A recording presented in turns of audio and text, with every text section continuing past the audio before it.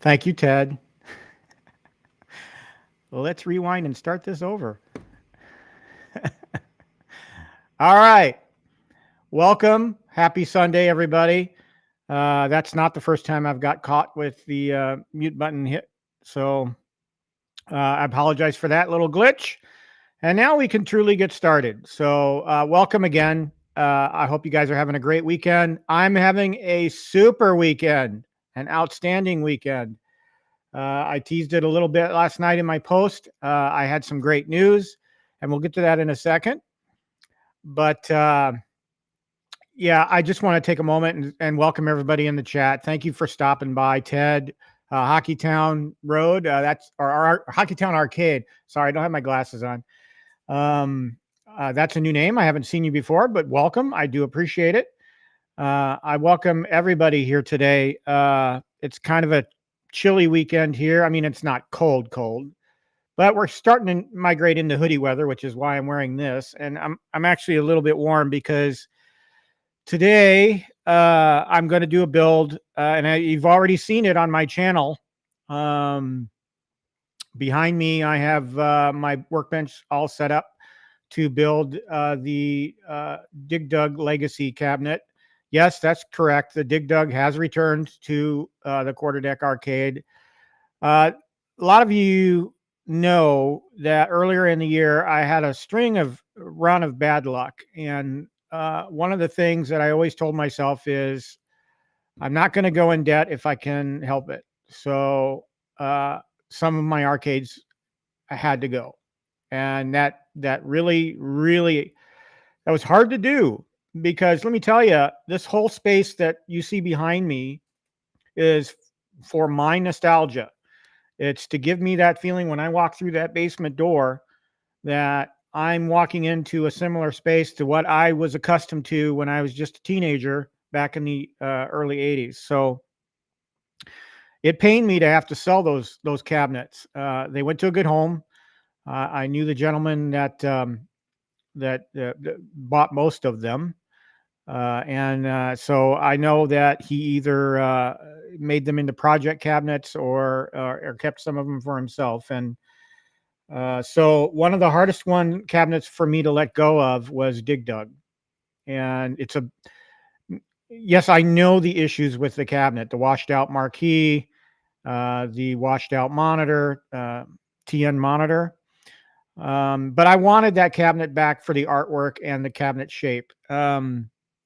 It reminds me of the game that I played in the arcade, especially with the artwork. It's just a beautiful cabinet. Am I going to make changes to it? Yes. I already have from Buy Stuff Arcades the 19-inch monitor replacement. So this one comes with a 17-inch. I do have on order a 19-inch, but I didn't want to wait to do the build. I want to start rebuilding my arcade today. So we're going to do that. But I did take the extra step. Hey, Quarterdeck, welcome. Good to see you, buddy.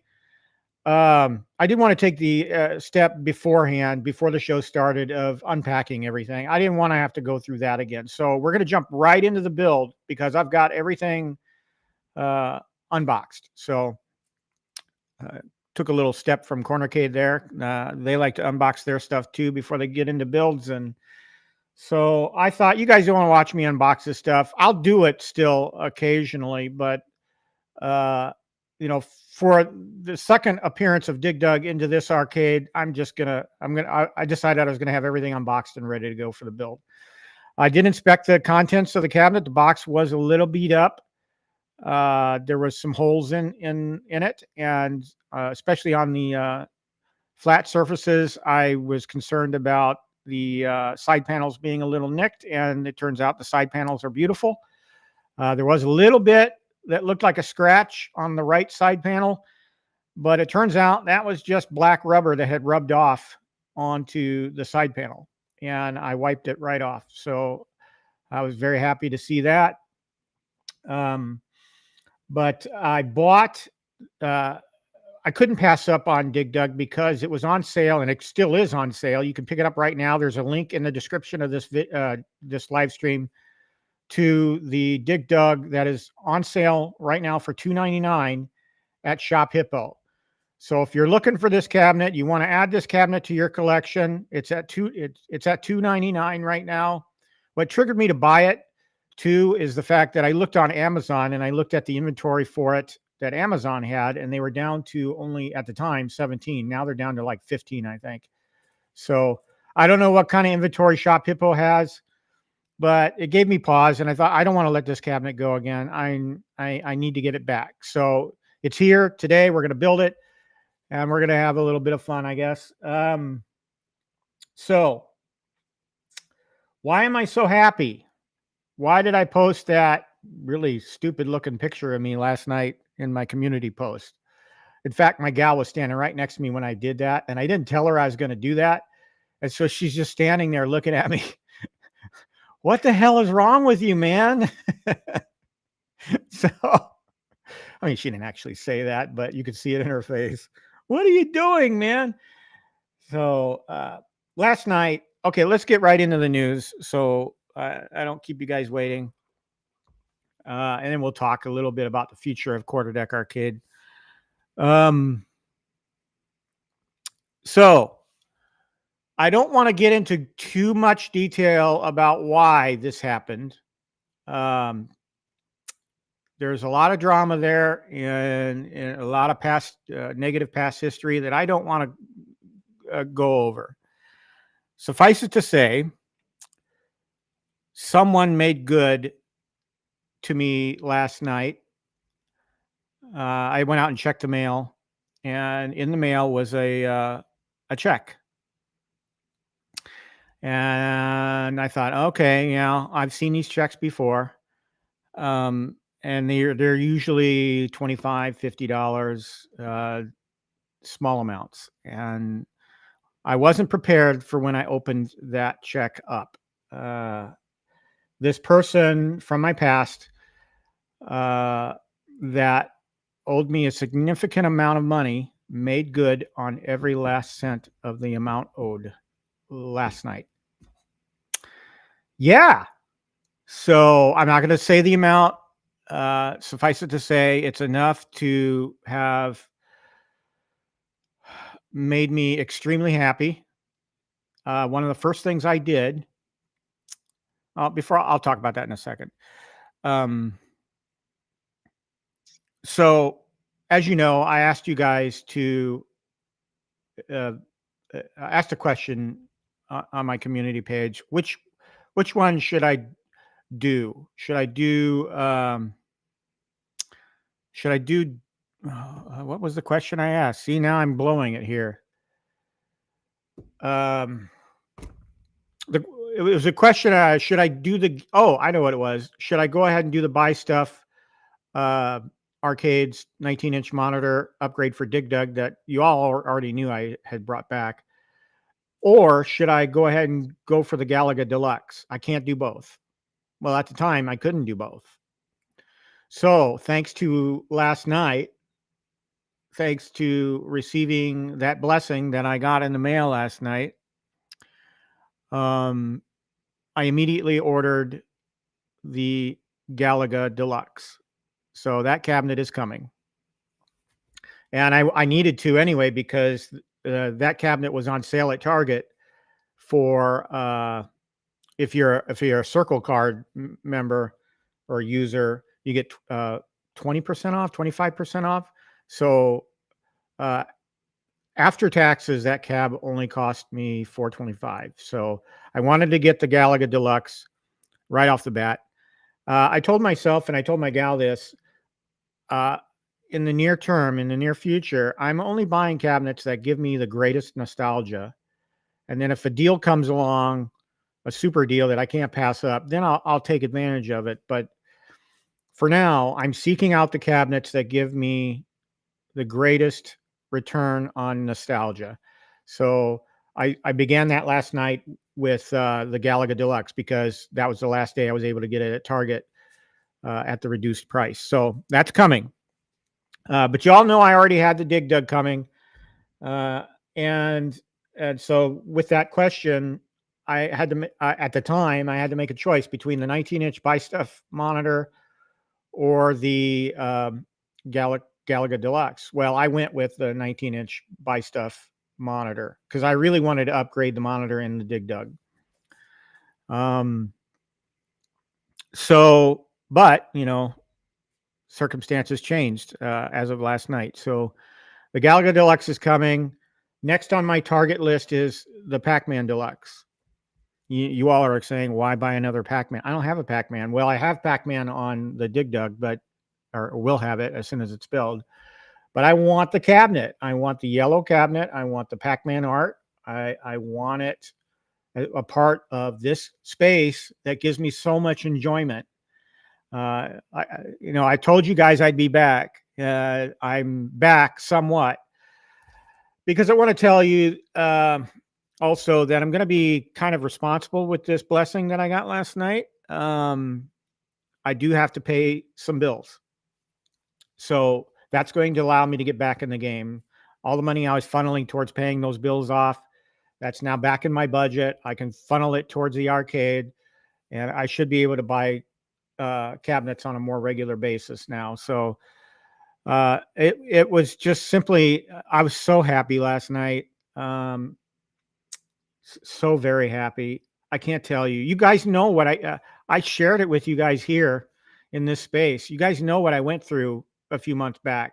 I had several things happen. The refrigerator went bad. My Jeep needed $2,000 in repair. My dog needed surgery that cost over $2,000. Just a number of things in a short period of time that just sucked all the money and time and energy. It just was a depressing time for me. So you can imagine the look on my face, and my gal will testify to this. She'll tell you, as soon as I opened that check, my jaw just dropped. And I immediately, is like this heavy burden was lifted. I mean, just that feeling. So that's the news. I was blessed last night. Don't want to say again, don't want to talk about dollar amounts. Don't want to talk about the backstory to all that.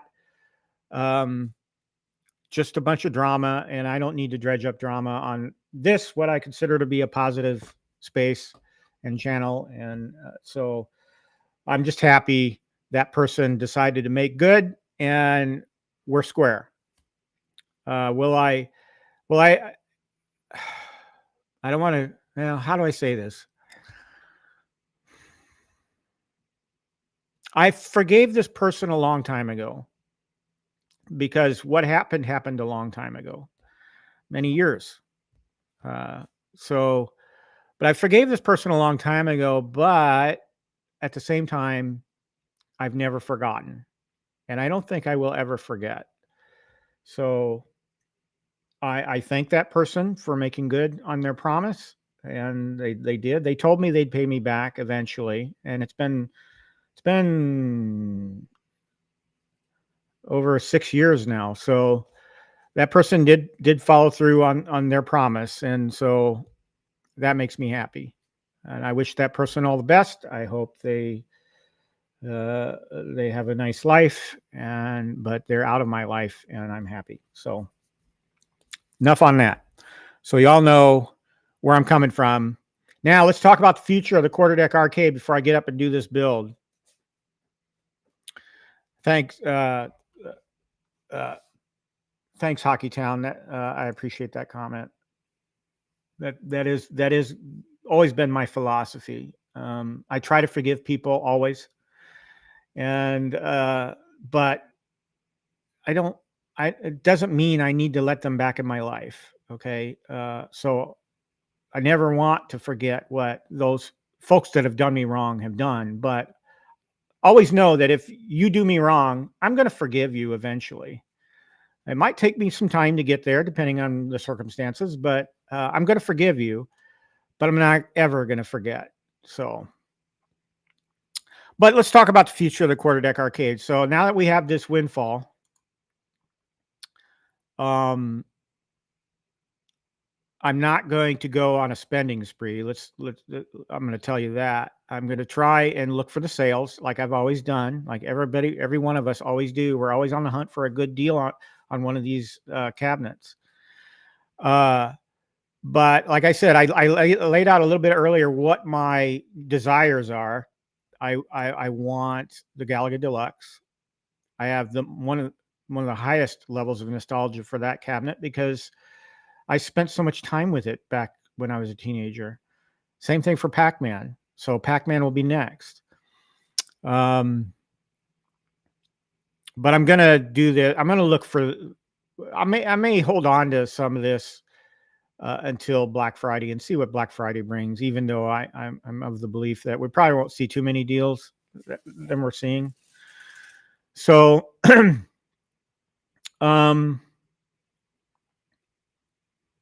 Joust is another cabinet I want to get back.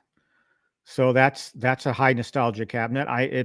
Two cabinets that really pained me to sell the last time I went around selling were Dig Dug and Joust. I absolutely hated letting go of both of those cabinets. And so Joust I'm going to get, and I have a lead on a Joust new in box. And so I'm going to talk to that gentleman and see if it's still available. If it is, I'll probably grab that because he's given a good deal on it. And yes, I know both of those cabinets have bad monitors. I can live with it until I get them replaced, and I'll probably buy a 19 if there's one available. I'll probably buy a 19-inch upgrade for the Joust cabinet as well. Could go the Dell 1715S route replacement for a replacement, but hey, Buy Stuff puts together a good product. Complete bezel replacement and monitor replacement, and they're 19-inch instead of 17-inch. So I'm looking forward to that. There are a couple of people I know. Jason Little Alien, I think, is one, and Stock Jock is the other that have ordered Dig Dug. I think it was Jason Little Alien. I don't know off the top of my head, but I know Stock Jock is one that's got one coming from Buy Stuff Arcades. And I know Buy Stuff struggled with the bezel art with the 19-inch sizing difference, but I have confidence in them, and I look forward to videos from the folks that have already picked up the 19-inch Dig Dug replacement. And who knows, maybe I'll be the first. I don't know. I haven't seen a shipping notice from Buy Stuff. I just bought it last week, so it'll probably be a while before I see it.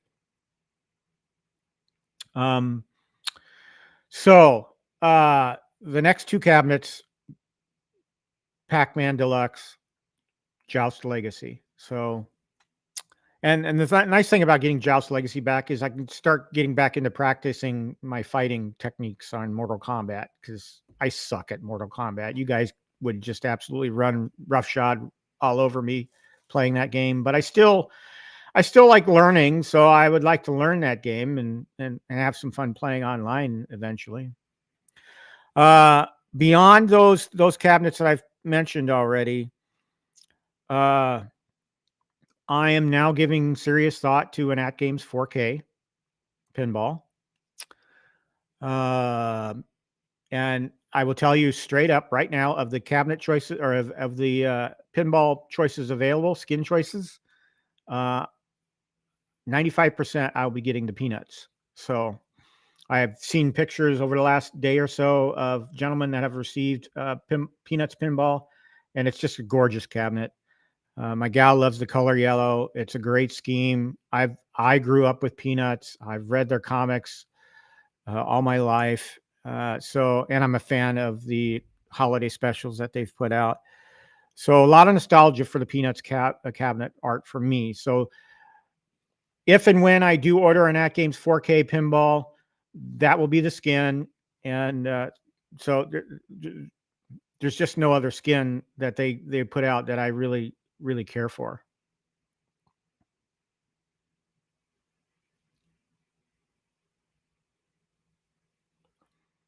Oh, that's not good.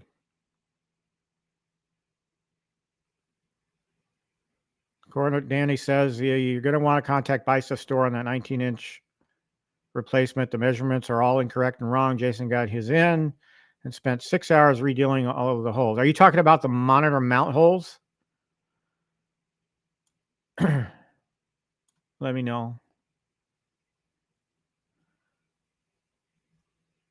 Well, I'm hoping Jason did, if he's had a problem. All right. Well, let's go through the chat real quick. As I previously mentioned, Ted is here. Good to see you, Ted. Hockey Town is here. And yes, I did have audio issues. Cornercade, I did forget to unmute myself again. You missed it probably. Danny's here. Always good to see you, buddy. Andy's Game Room. Welcome in. I appreciate it. He says, I have the yellow Bandai Legacy cabinet and love the look of it in the arcade room. Got to have a Pac-Man. Yep. I agree. It's on the way. I just need to decide when and if I'm going to pull the trigger. I was looking through some of the websites this morning to see if anybody had put it on sale, and no such luck.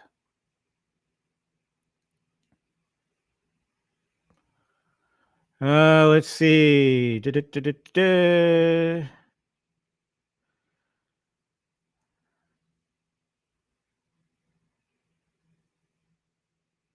As for the marquee, I canceled the order with Joe for the Dig Dug marquee. I never got it in. So it's been like 3 months since I ordered that stuff from him. And so since I no longer had the Dig Dug and I no longer had the Burger Time, which were the two things I had on order from him, I had him change the order. I canceled those two items and I bought three skins from him for the GRS Build-A-Cade. So I kind of switched the order. He basically applied what I had already paid for the two marquees towards the GRS Build-A-Cade order, and then I paid the difference. And then so I'm waiting for the GRS Build-A-Cade. I'm going to reorder the Dig Dug marquee from him, and I'm going to order one more GRS Build-A-Cade scheme for my prototype, which I'm currently still working on, putting images and ROMs onto it. I'm trying, like I mentioned in a previous stream, I'm trying to solidify my own Build-A-Cade image that I will then back up and then copy to the other three Build-A-Cades, which I haven't built yet.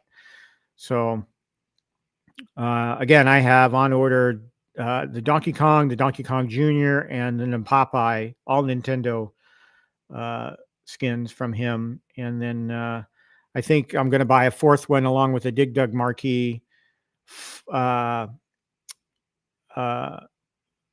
I'm going to buy a 4th GRS skin, the Miss Pac-Man skin, because my gal loves Miss Pac-Man, and I would like to keep that one upstairs, and she can mess around with it if she ever wants to.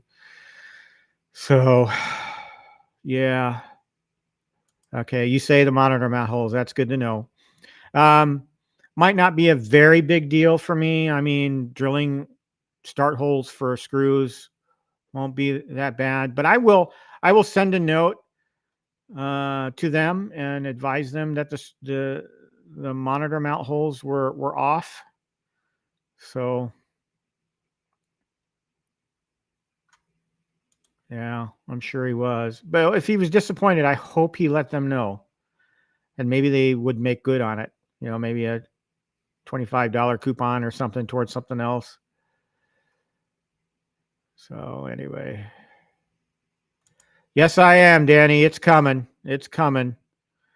In short order, I hope to have 3, starting with the Dig Dug, 3 more cabinets in here. So I'm scanning Facebook for some deals. Yeah, I kind of love what Joe does, even though it's very slow. I've had back there on my Atari Legacy, my Tempest. I have one of his slip-on marquees, and it's just so amazing. I mean, it's so easy to do. It's an easy mod. I might look into Retro 530 for the Dig Dug marquee. We'll see. And yes, I'm giving serious thought to getting that 4KP. So, like I said, I'm going to pay down some bills with what I've been blessed with, and but I'm also going to be buying a couple of Arcade1Ups just to get this arcade going again. So, all right, show notes. Okay, folks, there will be no show next week. If I do something, a live stream, it'll be from the start line of my half marathon. Next weekend, the gal and I are going out of town for our fall destination half marathon. This half marathon is going to be run in Iowa, Des Moines, Iowa. So I'm thinking,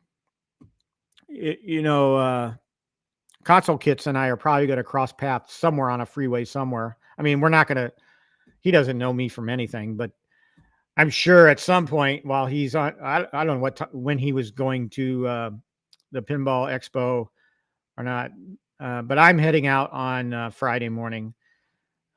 So while he's coming in from Iowa to the Chicago area, I am heading to his neck of the woods, I think, in the Des Moines area. So I will be running a half marathon this time. Actually, hopefully by now, this time next Sunday, I will be done with my half marathon and eating all the food. So I'm going to make this an effort run. I'm going to attempt to achieve a personal best time. My personal best right now is a 1:47 for a half marathon and 1 hour 47 minutes. So I'm going to try and do better than that. We'll see. It depends. A lot depends on how I feel. Do I have any aches or pains? Or is something bothering me? Did I get a good night's sleep? Did I not be a dick to my body the night before and eat all the food? Because yes, food does matter when you're running long distances. You have to be careful with what you eat. You can eat all the food afterwards, but the night before, you gotta be true to what your stomach knows you need for these longer runs. So a lot of people say carb it up. I used to do the pasta thing before long races like this. I don't do that anymore. I pretty much just eat a regular diet. But so anyway, next weekend, no show. Oh, what did I do? I started a video. So yeah, next weekend, no show. I'm going to be out of town, and it'll be hard. Now, here's the thing.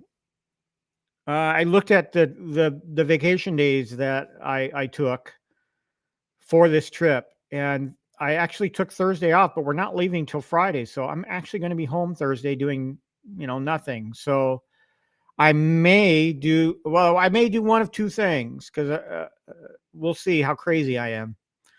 I may do a live stream on Thursday because by then the Galaga Deluxe should be here. So I might do a live build of Galaga Deluxe on Thursday. We'll see.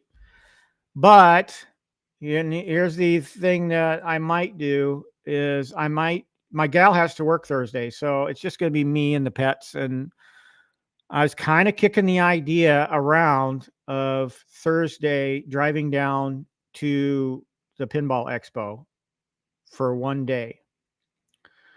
And it'll be a short visit because I have to be back here by 5:30 in order to take my dog to boarding for our trip to Iowa. So my thinking is, if I do decide, I haven't made a final decision on this, I'm going to try. I kind of want to meet all the other guys in the YouTube community that I've absorbed their content for the last few years since I got into this.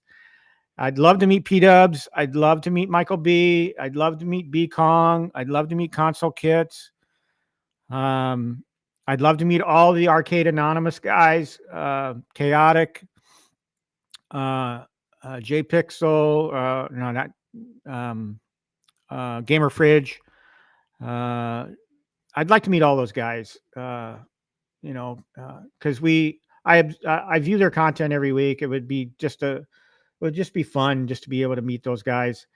And that all depends on whether or not we can connect on Thursday somehow, some way. So I'm thinking about driving down a little early on Thursday, maybe hit up Galloping Ghost. I've never been there. I would love to go there for an hour or two. I know you can't get through that whole place in an hour, but we're going to make the old college try if I go.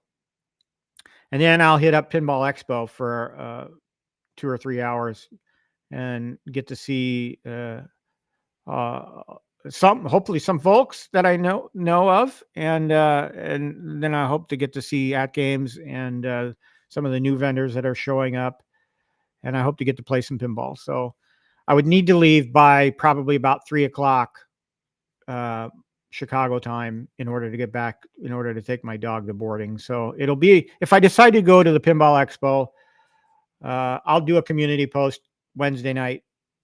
If I decide to say, I need to hang around home before we head out on Friday morning, then I'll also do a similar community post, and you'll know one way or the other what I'm doing.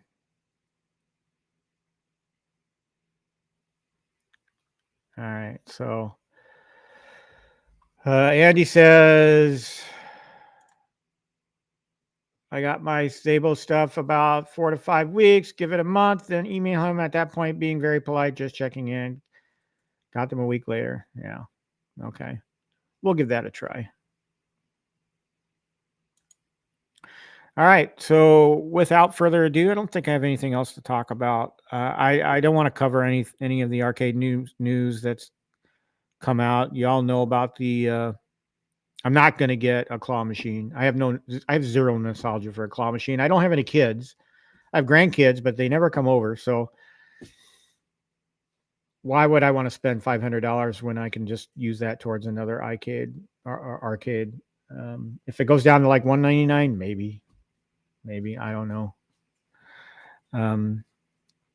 But yeah, don't think I have anything else. Other news topics. There's channels that cover news far better than I ever could. I'm not a news guy. I don't read stuff very well. I think that comes across to most of you anyway. All right. Well, let me adjust this microphone here. I'm going to switch over to my little lavalier mic. All right. And we'll mute my desk mic and go to here. There we go. Testing 1, 2, 3. Hopefully I'm there.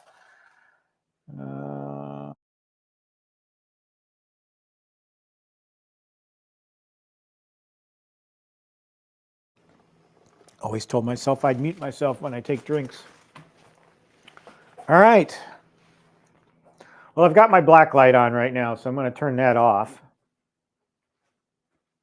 And then we'll get started.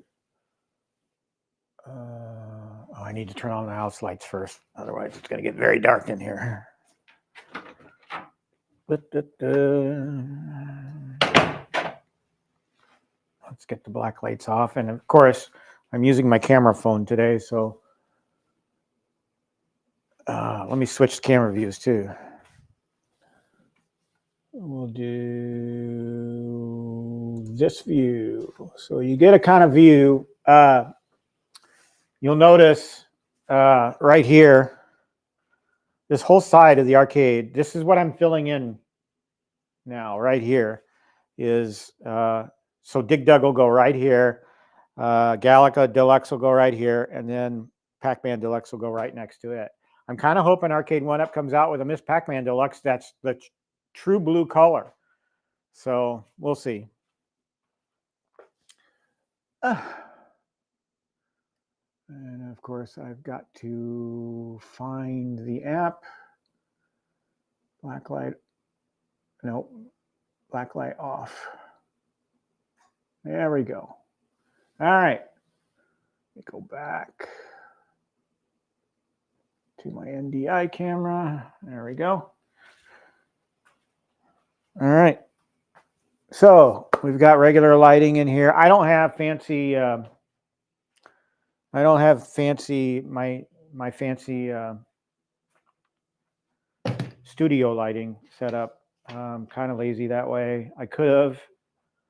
And I thought about camera angles doing this. Usually when I build, I have the table this way and the camera's facing this way. But I thought, well, that entire part of my arcade over there is empty. I'm going to shoot this way against the part of the arcade that's together. So I'm going to put my glasses on because I need to see for this.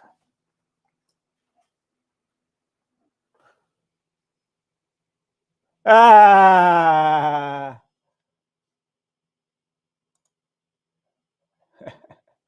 Well, first of all, Danny, I'm only going to be there for 3 hours, so I'm going to want to maximize my time if I go. Okay, again, if I go, I'm going to maximize my time there. So I'm not going to have time with kids. And while, I do love kids, my tolerance level for them is very short. So, no, hopefully you can find somebody else. And like I said, I got to be out of there by 3 o'clock if I do go. So I got to beat feet back here. I hope you do find somebody to help you out with that. I really do.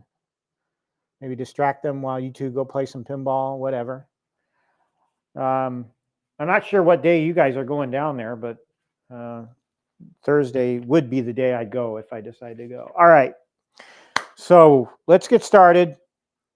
I got all my parts laid out.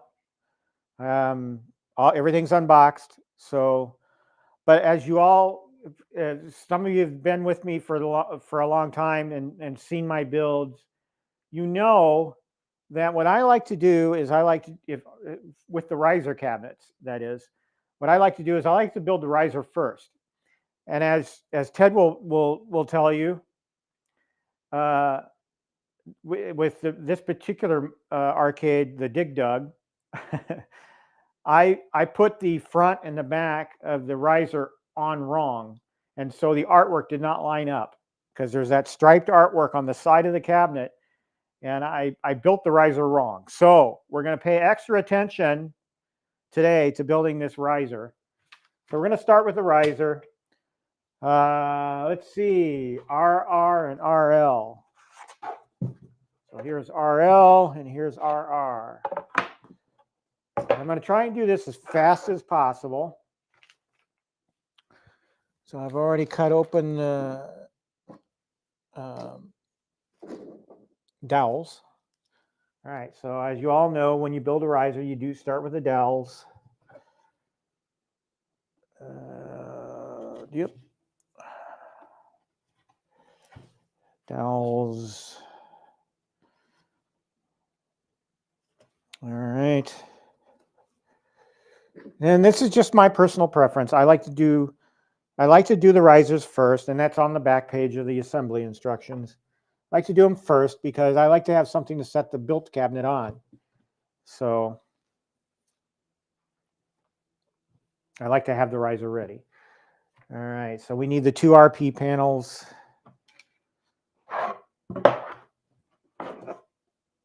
And we need to put dowels in them as well.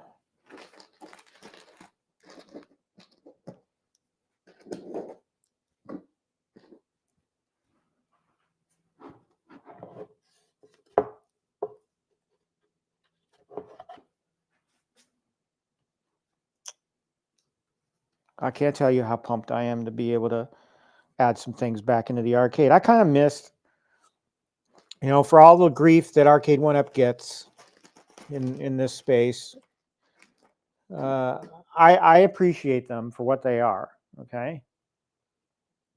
They are recreations, and they generate nostalgia for me, and that's all I care about, okay? They make me happy. I realize they don't make a lot of people happy. There's a lot of people advocating for real arcades instead of these cheap recreations. But you know what? They're cheap. They're smaller. They're lighter. You can move them around if you want. You can do the arcade shuffle how many times you want. Whereas with a real arcade, you know, if I had the time, energy, and inclination, I would do a real arcade. And there's one real arcade that I would get, and there's a couple available in my area. It's the Gorf. I would get a real Gorf, and then figure out later if I needed to do anything to it, what I could do. But I don't want to get into moving heavy cabinets around, and have to deal with the intense maintenance that would come along with having one of those. All right, so I've got my dowels in, and now I'm going to need the G screws.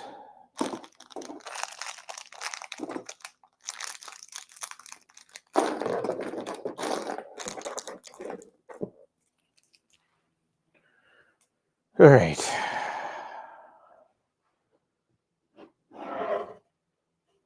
And I also need to make sure I connect them correctly.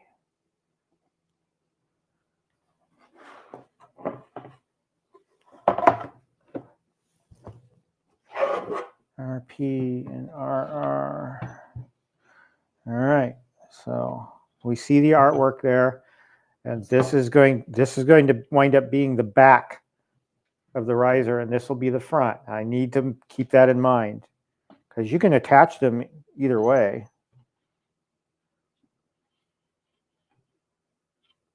I'm going to do it this way so I can. All right. Again, I don't use a drill. I use one of these trusty Milwaukee tool ratchet screwdrivers, and they work really well. So let's get started, eh?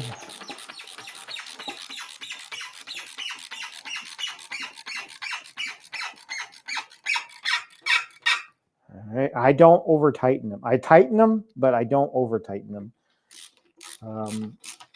Because I've stated this on many a past build stream as well. You do run a risk of screwing these screws all the way through the holes, and that's a bad thing. So, all right, so we need the other RP panel.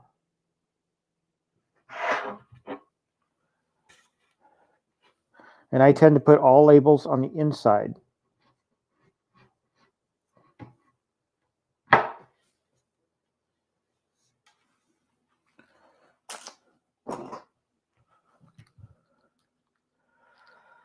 Again, be mindful of the fact that I put the front and the back on correctly. I did do that in a stream that when I had the original Dig Dug Legacy. I fixed the riser. That was one of my content pieces of content in that stream was to fix the riser, and that was a quick fix because all I had to do was swap the front and the back. What I would love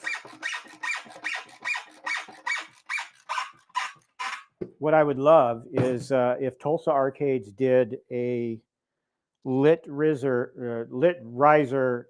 front panel for Dig Dug. I would totally get that. So I last time I looked at his website, he still didn't have one for Dig Dug, but I would love one for Dig Dug. All right, checking the artwork. We'll get panel RL. And we'll attach it.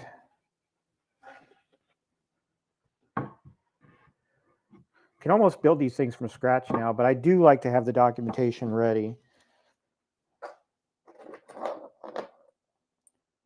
Just for reference. I do remember the first Arcade1Up build I ever did.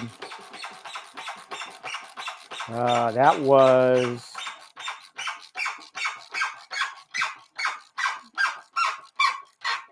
was the Pac-Man Legacy. And you can check that. When I did these builds, I used to do them in the hyperlapse videos. So that video is on my channel. My first Arcade1Up build. It's actually in a playlist for all my Arcade1Up builds, but yeah. So that was Pac-Man was my first. It had that riser that had the maze on it, and I liked it. And the second one I got was the Miss Pac-Man. Got that for my girlfriend, and well, I wound up selling those two because I anticipated Arcade1Up coming out with the deluxe line, like everybody else. And I wanted to get a deluxe, and I still haven't gotten a Pac-Man deluxe. What I did get was the Pac-Man XL, and I sold that. I had to sell that. All right, so we've got the artwork on this side. So that's the back. So let's put the back on.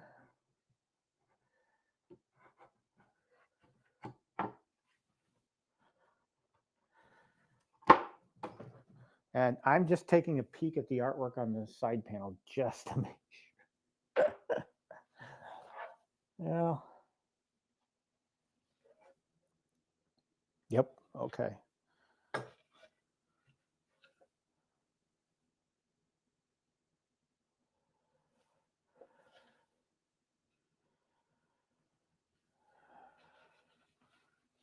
I'm looking at the panels. Yep, the artwork's in the back. All right. Just want to double check.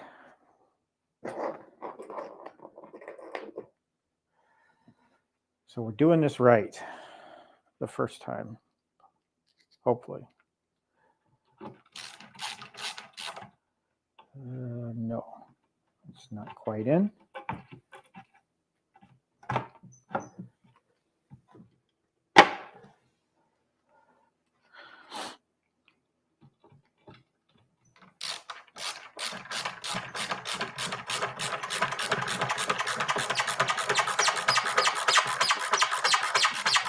Now, I mentioned all of the cabinets that I'm going to be focusing on bringing back. Like I said, that's not to say that if Arcade or if any of these stores, Best Buy, Costco, Shop Hippo, Target, Walmart, if any of them come out with a cabinet on a great deal, I'll probably pick it up. I do want to get X-Men back. I love that game. Not a lot of nostalgia there, but it was a great game to have. And Will I get a Simpsons again? I don't know. Kind of do. I kind of want to. If the fear becomes that that thing is going to go bye-bye, eventually these things are going to sell out. And the inventory is going to go away. So I guess when that happens, I'll deal with it. All right, I'm going to put the front on.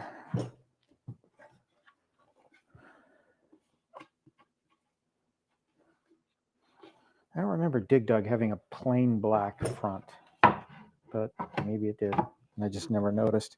See, that's why. I mean, this is the front of the riser. So I would love it if Tulsa Arcades did something with a lit riser panel for this, because I would definitely replace it.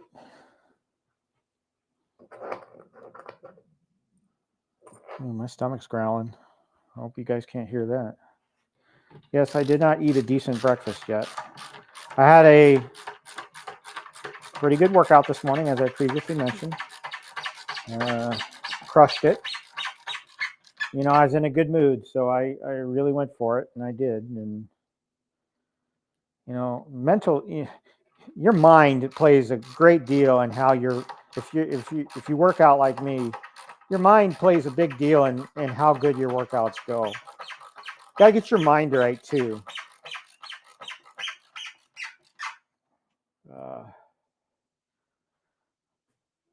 Yesterday, I did a 10-mile run with my sweetheart at the gym. We did it on the treadmill, and to run that distance on a treadmill, you've got to have your mind right. But I will tell you, my plan for next year, when I turn 60 years of age, I'm running the Air Force Marathon in Ohio. So that race will be about a week after my birthday. And so I wanted to run a marathon, a full marathon. So yesterday was all about working out pacing techniques on longer runs for me. And I've done that before, but my abilities have changed over the years, and so I want to find a comfortable pace that I can run with. All right, so the riser is built. Get a drink of water here.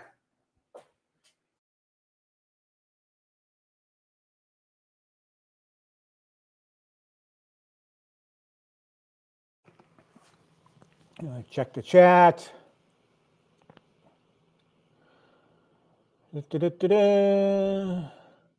Yeah, like I said, if I bought a real arcade, that would be it.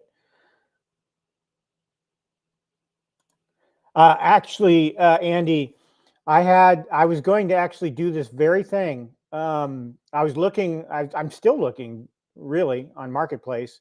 If a Tron comes available, because I don't want to modify my existing Tron.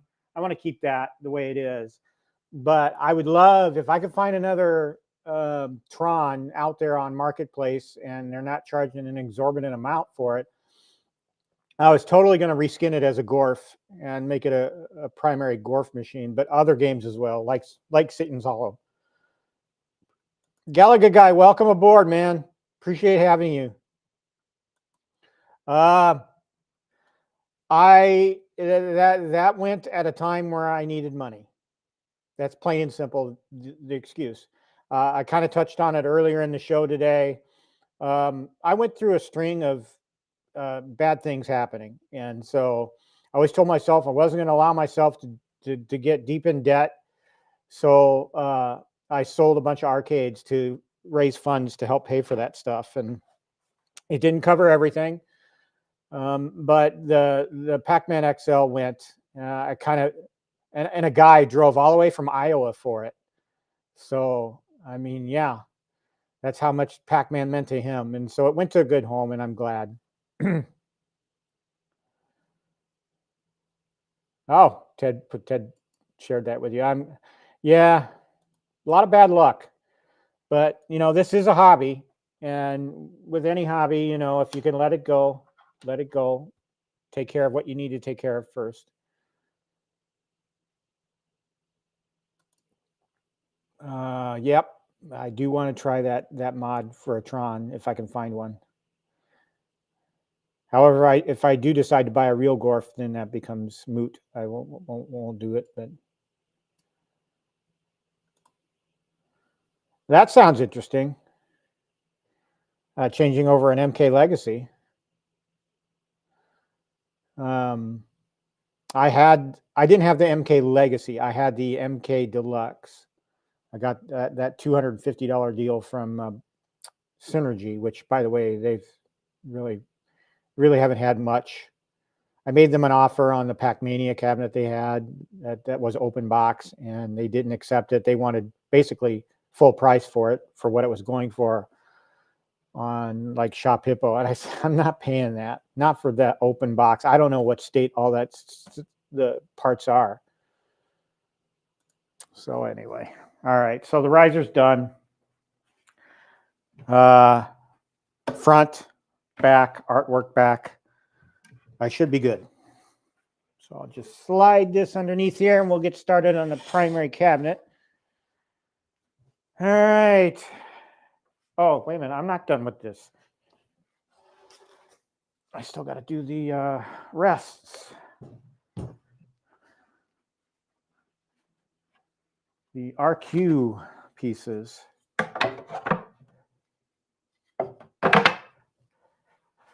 Yep, almost forgot. So we'll do these real quick.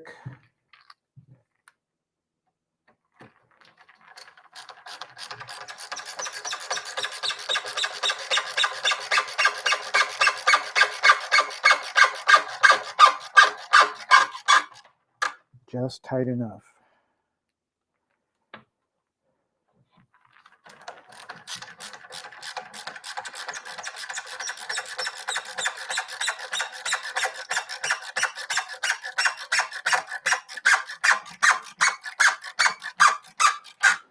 I plan on putting this right where my cell phone camera is, so I'll have to move that camera or switch that camera around when I get this built.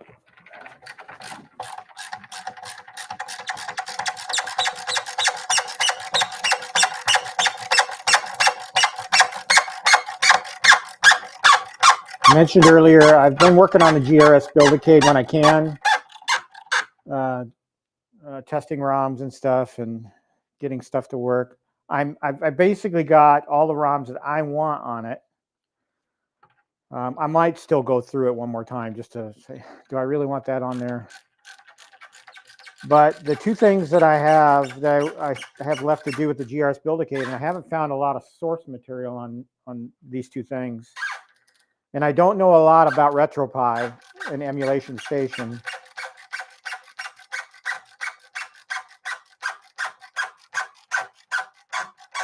Is I need to I want to put Dragon's Lair, Space Ace, and all the other Laserdisc games that are available. Oh, guys, did you see how I screwed up? What's wrong with this picture? I put the back on wrong.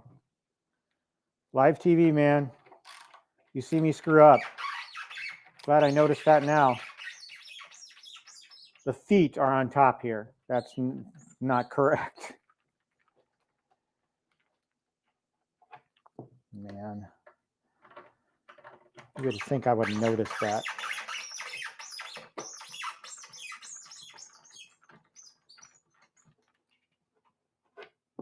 Stupid. Rookie mistake. I've been building these for 3 years.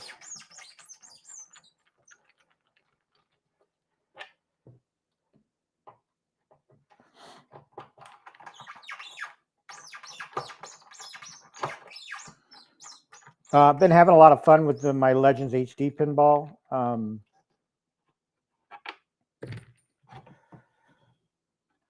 Once I got that flipper fixed, I've been having a lot of fun. That's another thing I'm thinking about doing.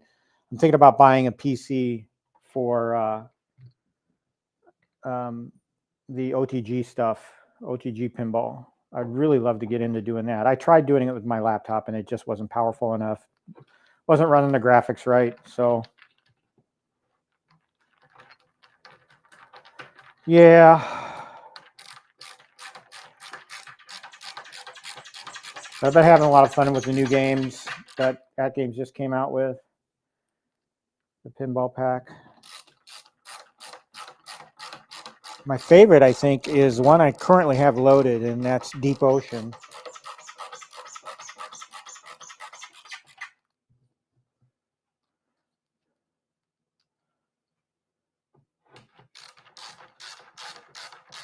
So after this show today, what are my plans for the rest of the day? Well, it's kind of a chilly, grim looking day, and we might get some rain later, I think. But I do need to go pick up dinner. We're having pizza tonight. Anybody love Papa Murphy's like I love Papa Murphy's? I love that pizza. Oh my goodness, it's so good. Gonna treat myself tonight. All right, so, and then I'm gonna be in the area of Best Buy and Costco. I'm gonna stop into Costco, see if they restocked the Pac-Man, the Galaga Miss Pac-Man pub table. And if they did, see if they put it on sale. All right, now I'm done with the riser. Back's on, or front's on correctly, back's on correctly, sides are correct, artwork's lined up, yeah. Now I can put it under here. Now let's get started.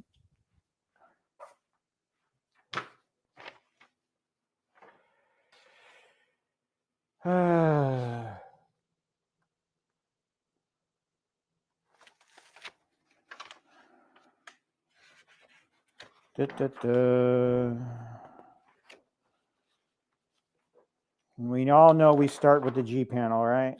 The base. So I've got parts everywhere here in my arcade. Kind of spaced it all out. So we have our G panel. I got to put dowels in it. I should have looked at what time I started this build. It was about a half hour ago. Yeah, 10:30-ish. Well,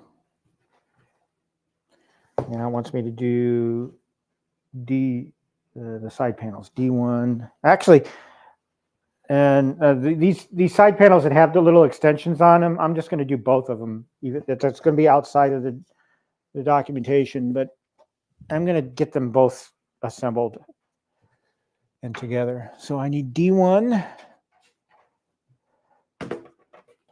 And, you know, again, this was the panel I wasn't worried about, but it no nicks, nothing. Looks great.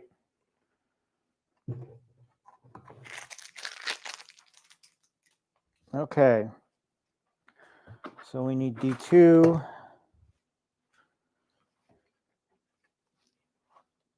This is D2. We need some dowels.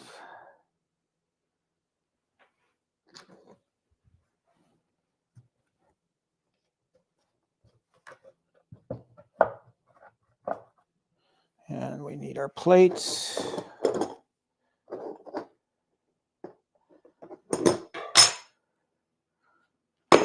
Oops. That's okay. That's the interior. We don't care about the interior. We do care about nicking the artwork. All right, so I need, what screws do I need? I need C.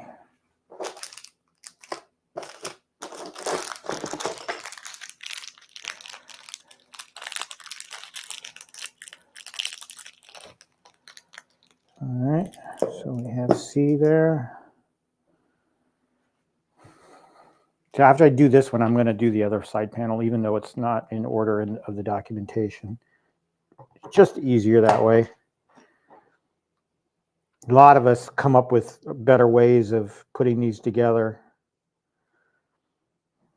Just so for time and for efficiency. Oh, come on, dude. You're killing me, Smalls.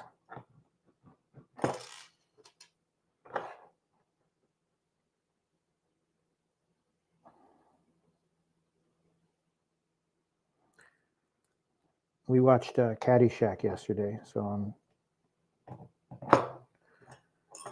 doing my darndest in-head Carl Spackler impersonations. Let's try another hole. There we go. That's better. And I start these, and then I come back and tighten them later.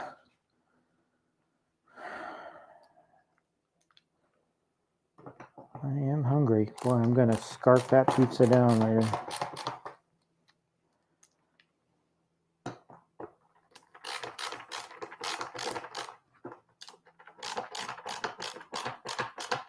And when I put these together, I always make sure I push this in.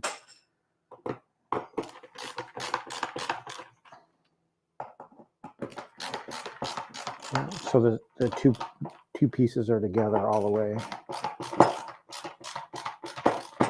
And not over tightening, but just tight enough.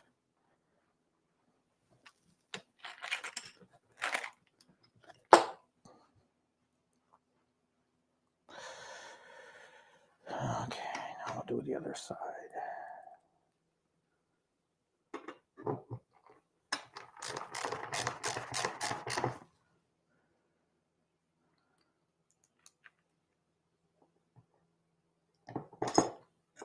Come on.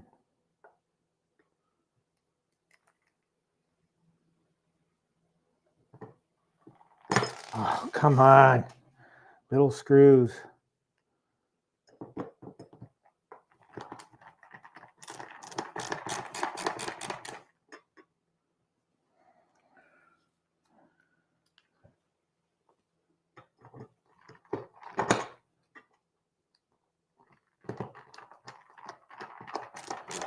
Why does Dig Dug mean so much to me?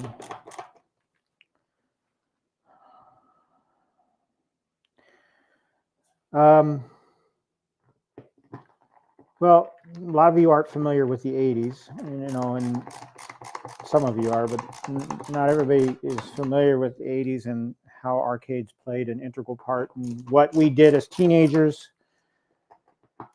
And how I got so attached to Dig Dug. There was this little mom and pop arcade near where I lived. It was less than a mile away. So as you can imagine, I spent a lot of time in there. They only had like 4 machines in there at any given time.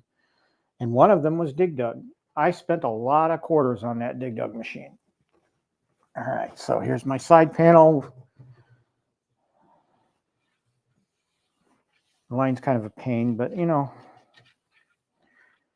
hardly notice it. Artwork's a little bit off, but that's okay. Looks beautiful from a distance. I just love that artwork. All right, so we're going to go ahead and do the other panel real quick. This was the panel I had to worry about. Right here, there was a black streak, or it looked like a scratch, but I was able to we just wipe it off. It was just rubber. So I was happy about that. And then we'll need the couple of dowels. Yeah.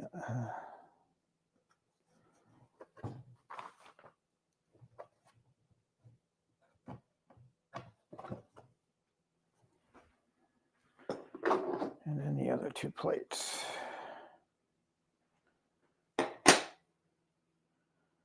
There's a flat part to these plates, and then there's the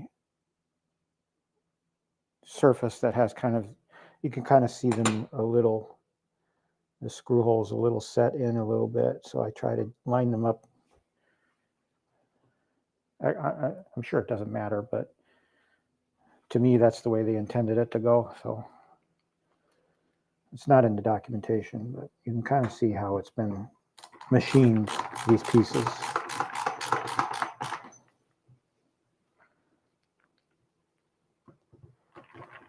Oh. So yeah, Dig Dug, I spent a lot of quarters on, and I got very good at it. Am I good at it now? No, because I've forgotten everything I learned, all the patterns. Some of it's coming back to me as I play it more and more, but I'm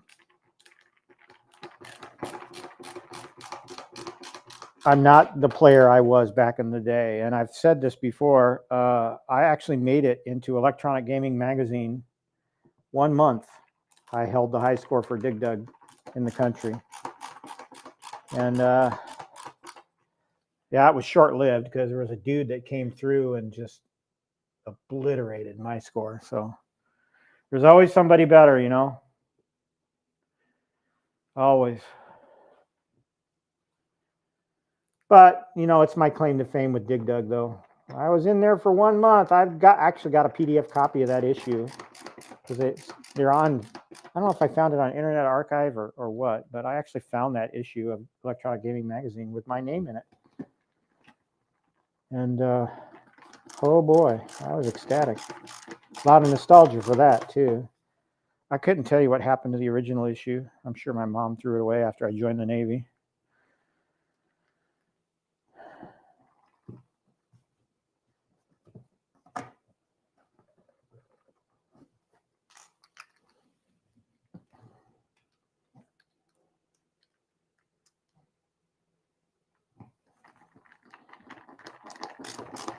Oh, the arcade is so quiet because I turned the audio down for the show, and oh, it'll be good to have the Dig Dug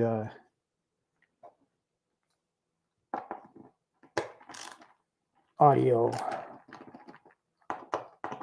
playing in the background.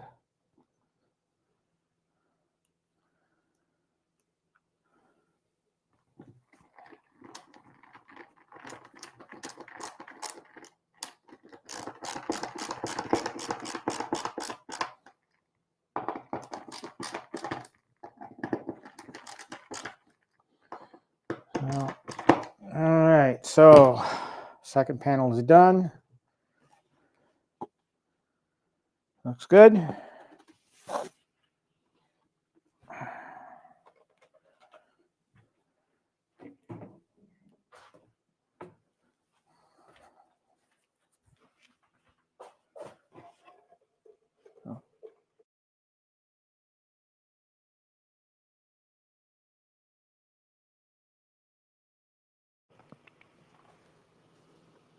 Andy, thanks for coming, man. I appreciate it.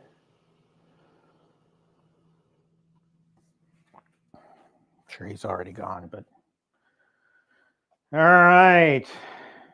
Now we're getting back to the manual.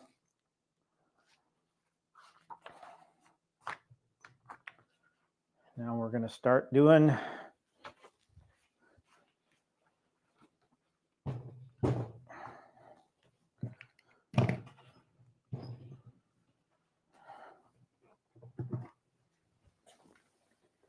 all right. Now this part always trips me up sometimes. I have to mentally think about where the back of the arcade is, because that little notch on the G panel is where the back would be. And it looks like I've got it lined up correctly. So you want this notch because this is where your back panel is going to seat in, right there. So, all right. Now I need B screws, the big screws, B for big.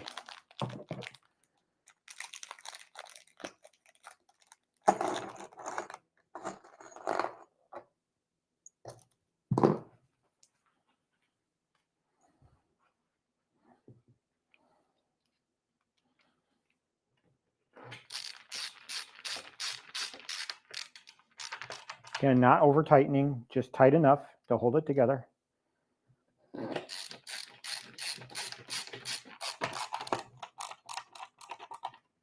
Because I don't want that screw to push through the wood.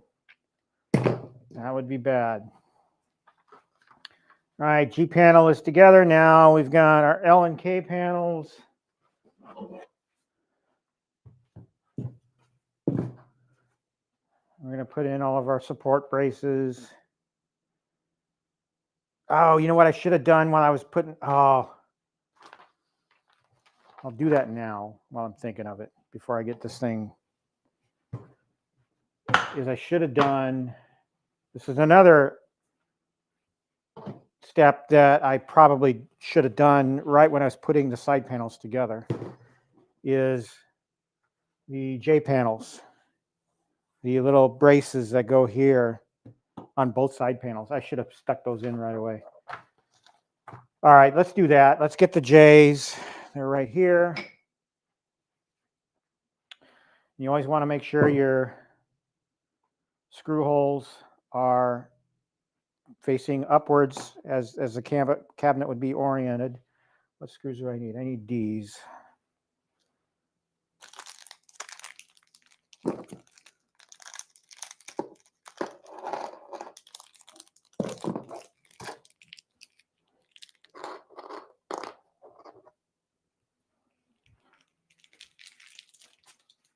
All right.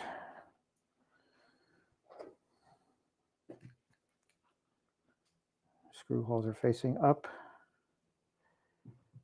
I always start with the center screw just to find the hole and get it started. And then do the outer ones. Find the notch, start the screw.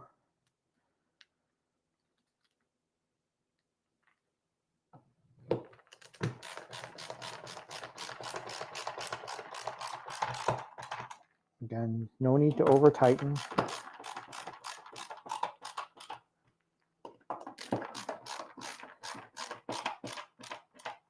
All right, so that one's done. I'm gonna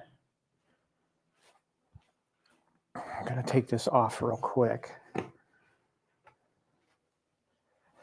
Just set it right here temporarily. Now I get the other side panel and do the other J. I just like to get the side panels fully prepped, you know. All right, make sure the screw holes are facing up. Get my 3D screws.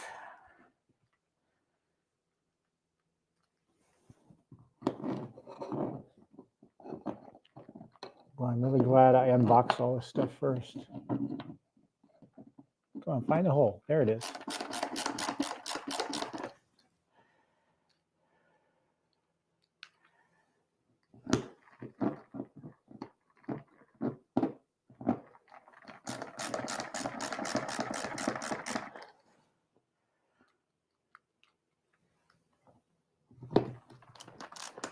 So these pieces, the J panel pieces, are the pieces that actually hold the control panel. So it's what you will screw your control panel into.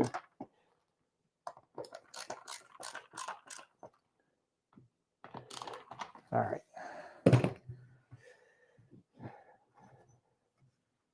Now we can pick back up on the manual.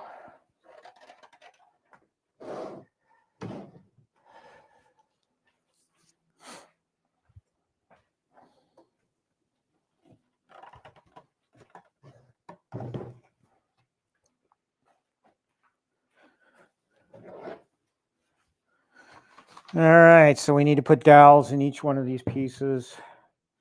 The 2 Ks and the L, so 2, 4, 6, 8. All right.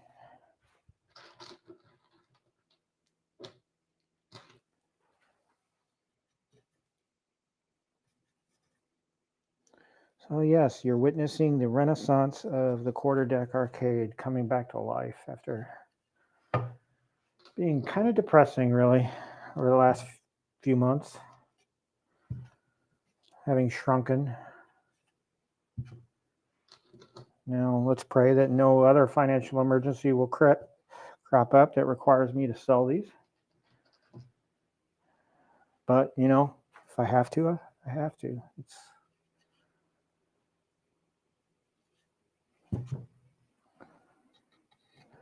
got to do what's important in life. my gal kind of understands my love of this hobby, and because it makes me happy. So I love doing what I'm doing.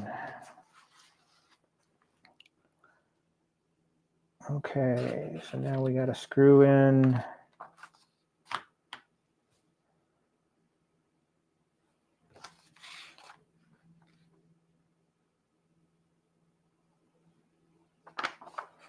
Oh, this documentation is kind of screwed. It doesn't. It tells you to put the dowels in it, but it doesn't get you to attach the pieces until later, which doesn't make sense. So we're going to do that now.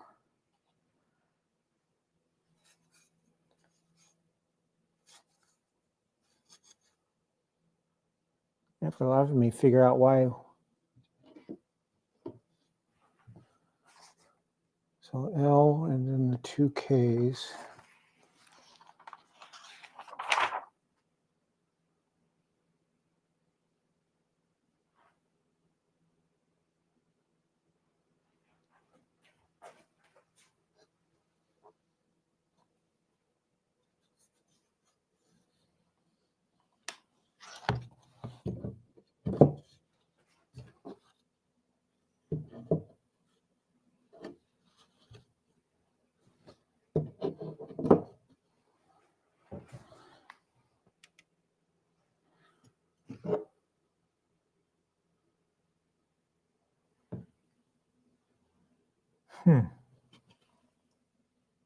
What am I doing wrong here?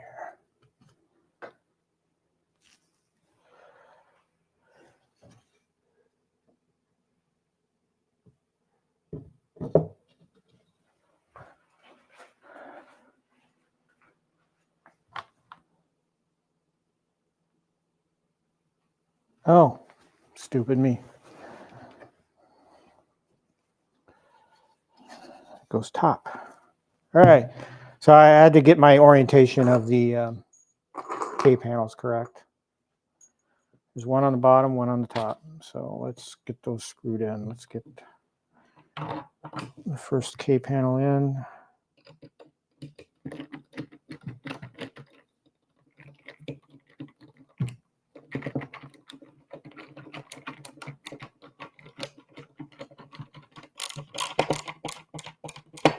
Not too tight. And we'll get the second one in.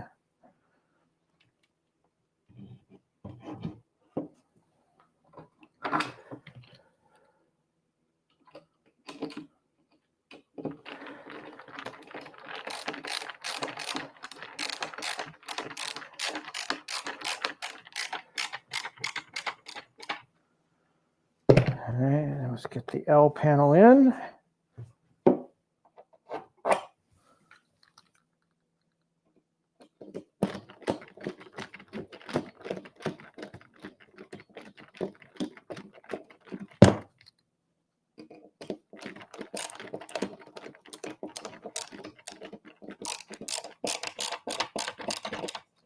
All right.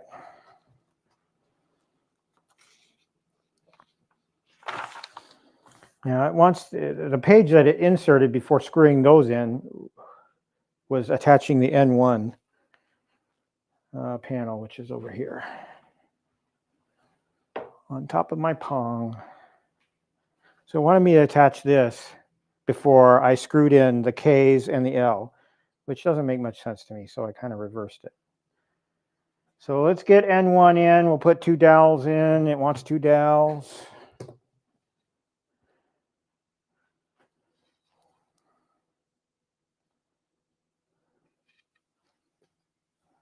The dowels go on one side of this panel.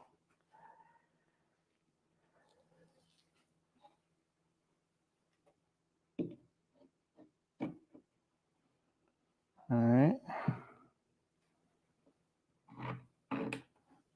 And then we'll use a B screw.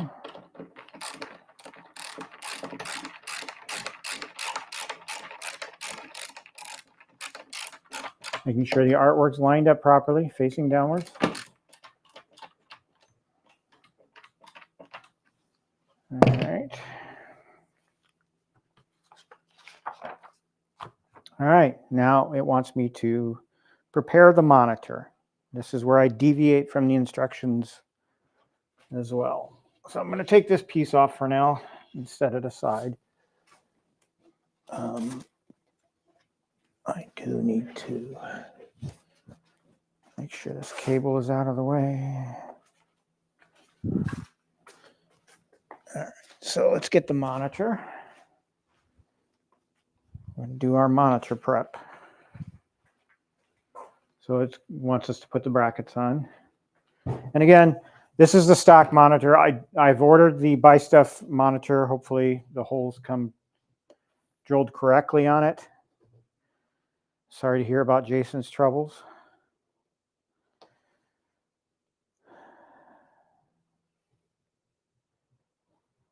All right, so but we're going to deviate from we're going to put the brackets on, but then we're going to flip it over, and I'm going to pre-peel the monitor protector around the screw, so that when you go to pull it off and there's a screw there, it's going to kind of leave a little plastic residue around the screw, and it looks terrible. So I like to go around and loosen the screws up and then pull the plastic up. It's easier that way. Takes a little bit more time, but worth it in the end, really.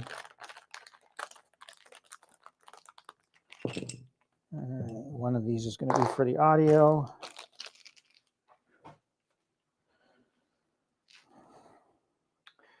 And where do my brackets go? There's 2 here, and there's 2 there. Got it. All right. What screws do I need? I need the C screws. That'd be these.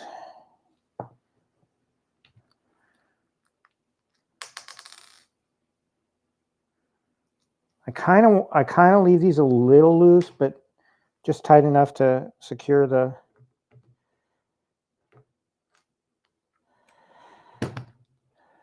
I always struggle with these too sometimes.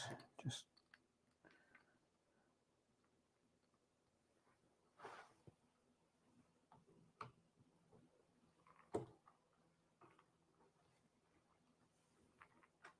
once you get them started, though. Come on, dude, you're fighting me here.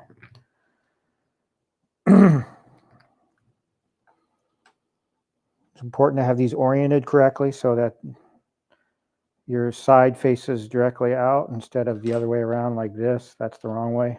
This is the right way. Trust me, in my earlier builds of Arcade1Ups, I used to screw that up all the time until I got used to it.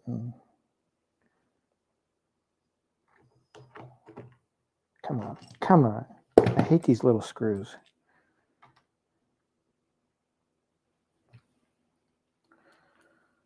I'm starting to get hangry.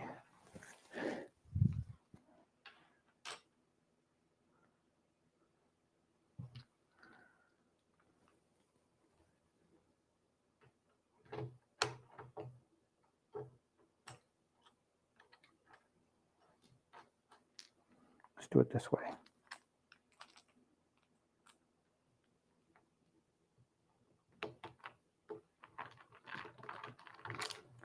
Stick the screw all the way in and just guide it into the hole.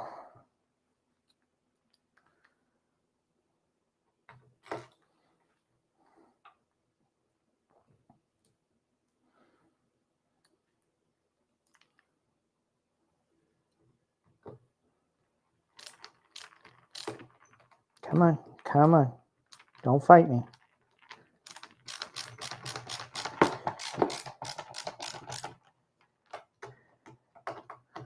Kind of want to leave these a little loose, just so if I need to wiggle it around to line up the outer holes, I can do it. All right. I'm going to do it the same way we did the other one. Shove the screw in there and line it up that way.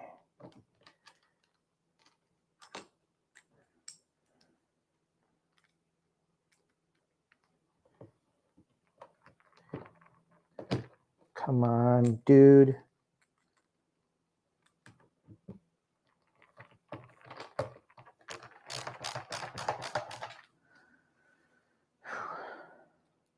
There are parts of these builds that I absolutely hate. This is one of them. putting the second side panel on. I hate that part because you got to get everything lined up just right. Some of them go together really well. I remember T2 being a frickin' bastard. Getting that side panel on. And then I went and modded that T2 into a Space Invaders and with the Retro Shooter kit, which is another video. I tightened that up too much. Oh well. Hopefully it's lined up.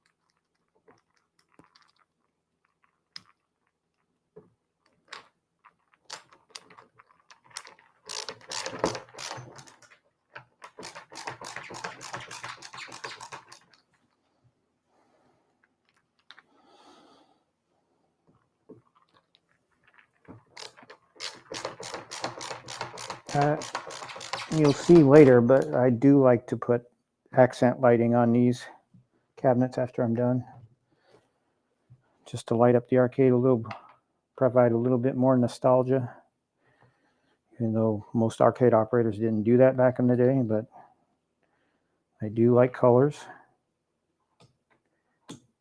And I find that the ONN strips are better than the Monster strips as far as adhesive is concerned. I kind of shifted over from Monster because the Monster strips kept falling off, especially on my pinballs. The ONN's adhesive is a little better.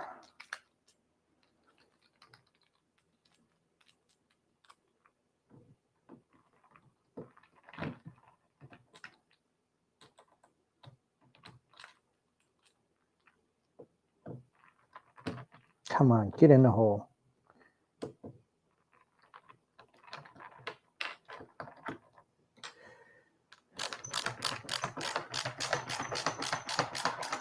All right.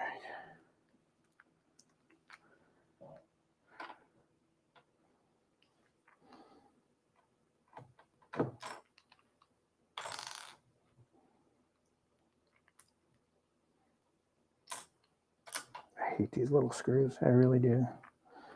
They're the bane of my existence.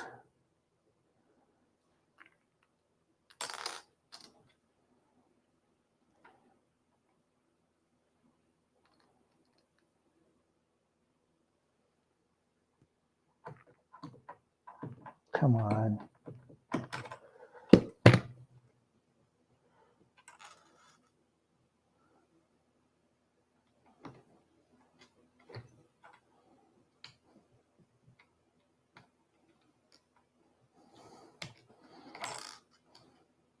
Patience, weed hopper.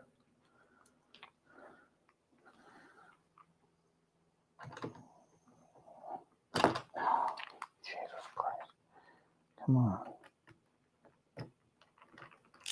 There we go. As I said, I hate these.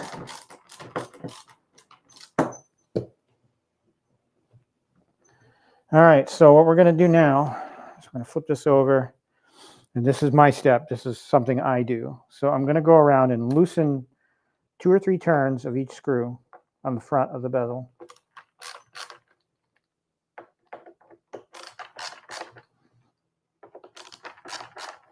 And what that allows me to do is to peel up just enough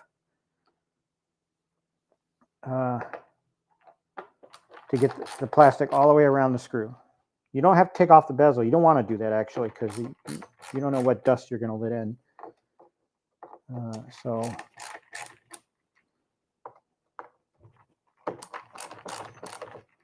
it's just a handy step that I actually saw on YouTube myself. Somebody suggested I do this.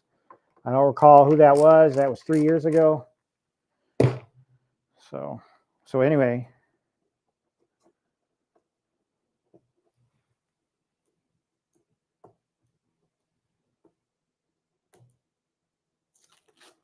Peel up just enough on the sides to get it up and over the screw.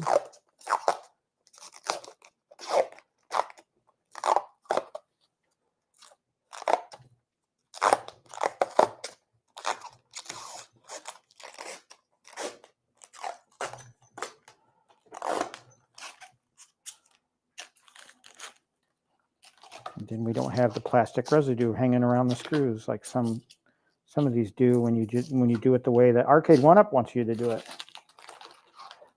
All right, so now I'm going to tighten the screws down. Now,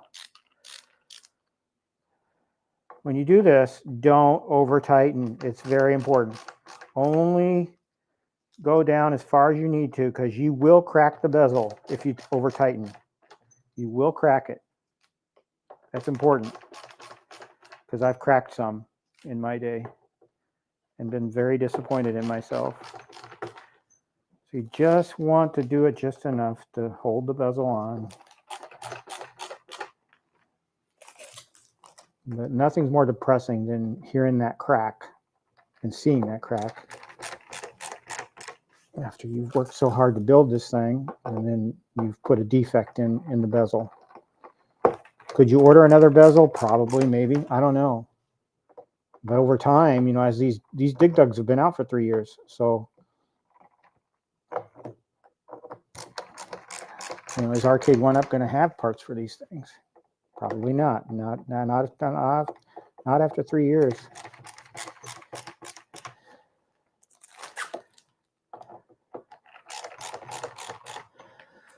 All right. So I leave the plastic on. I just peel it away from the sides so I can get the plastic around the screws. I need to take a little bit of a break and get some soda in me, or some water.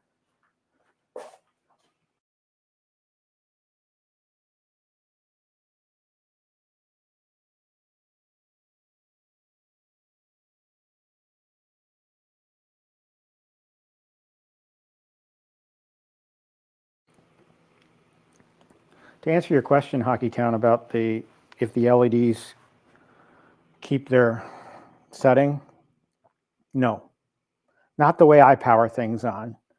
If you just turn them off at the switch, or at the control, one of these controls, you know, one of these ONN controls, LED controls. If you just turned it off there, and the USB still had power going through it, yes, the setting will retain. But the way I do things in my arcade is I cut power. When I shut down the arcade, I cut power to all my strips. That means the USB power is also cut, which means I lose my LED setting. So part of my startup process for this arcade is going around first powering everything up, or powering all my strips on. Then I power everything up, and then I go around and I set the color on the LEDs. So it's part of my process. I know it's a pain in the ass to other people to do that. I understand your feelings on that. If it is a pain in the ass, it's just, I'd rather do it that way and be safe about power spikes and surges going into these things, because we all know about the Atari Legacy having issues with its encoder board. Now, I truly believe myself, I don't know this as 100% fact, but it's my gut feeling tells me that that thing does not like power spikes. So I've chosen to have a process in starting up my arcade, and it's kind of a pain in the butt sometimes, but it has served me well. All right, so let's start putting the monitor into the cabinet. So we need our cabinet piece again. Let's set this to the side, the monitor temporarily. Bring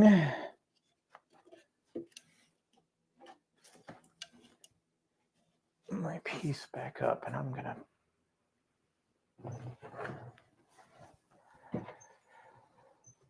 okay.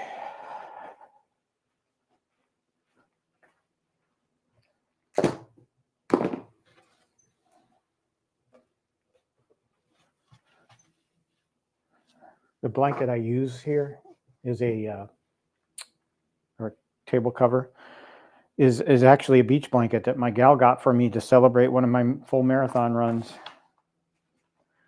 So I use it because the flip side of it is white and it kind of offsets everything really nicely. All right, so let's put the monitor assembly in. So we're going to be attaching the F brackets to the side panel. I want to make sure I've got it orientated correctly, and I do. And it sits right here in this little slot right here.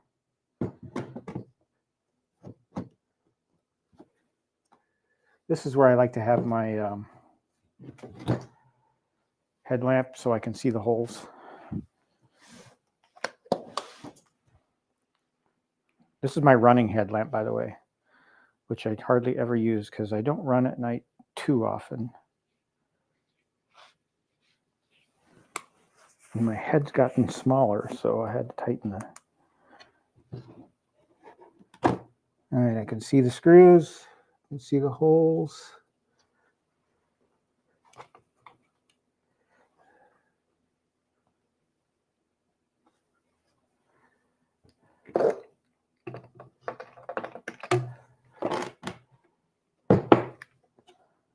And this is where it helped. You might have to... The top bracket on the monitor you can't access with a screwdriver unless you have a short screwdriver. I'm going to get that lined up.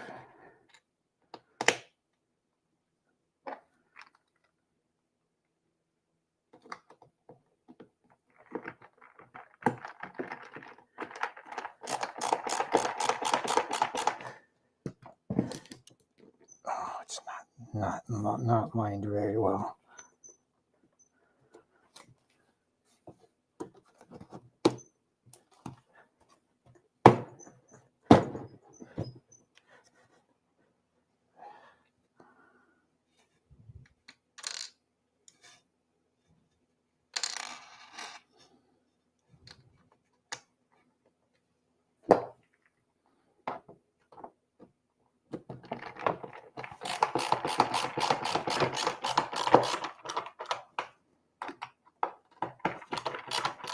I appreciate everybody that's still stuck around. Again, hit that like and subscribe button. I know the football games are getting ready to start up. And those of you that watch a lot of football, I don't, because I don't have any cable TV or any source that I can watch the NFL. Unless CBS is carrying it. They tend to put games, at least one marquee game on their streaming service, so I can watch that game. Packers were on there the other day, and I was able to watch the Packers. So, all right. Going to tighten the other sides here real quick.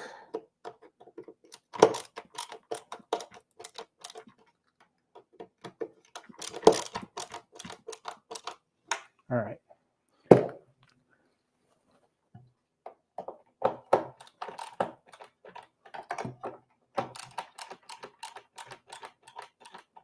All right. Okay, so the monitor is attached to the side panel. Now, it wants me to put together the marquee and the audio. Here's our marquee. This is our Dig Dug marquee, our washed out Dig Dug marquee, which I'll eventually replace.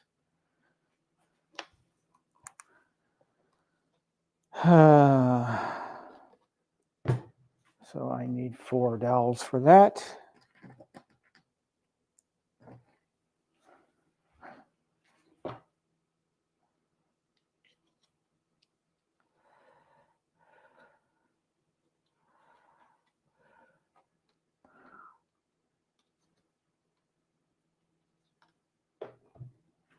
Okay, and I need the audio panel. I'm going to go ahead and undo the wire. So So I need dowels for that. How many? 1, 2, 3, 4, 5, 6. The rest of them.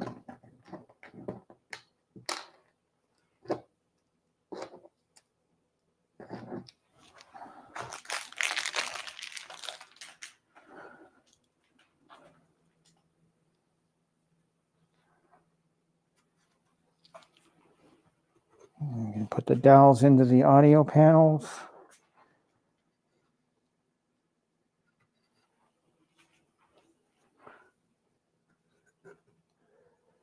I hope the camera angles are good, because I'm moving around kind of not paying attention to where the cameras are. So, all right, so now we need to attach, we need our other F bracket. We need to attach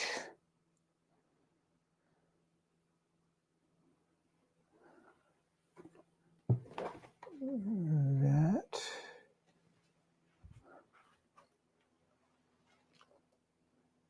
to the marquee.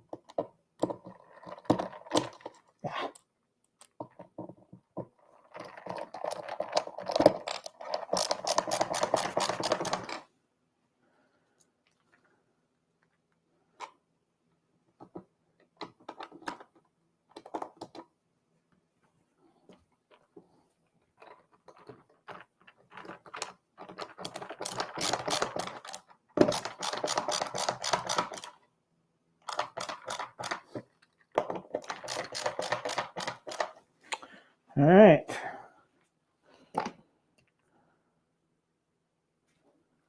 And now we need to put these two pieces together.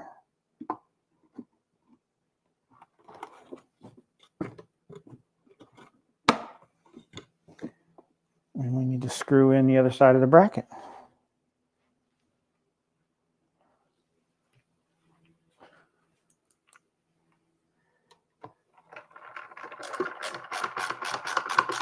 Well, that was too easy.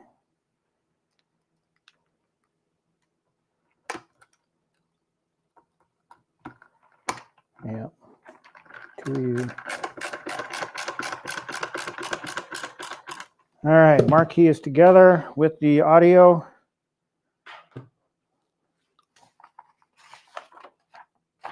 And now it wants us to slide that in.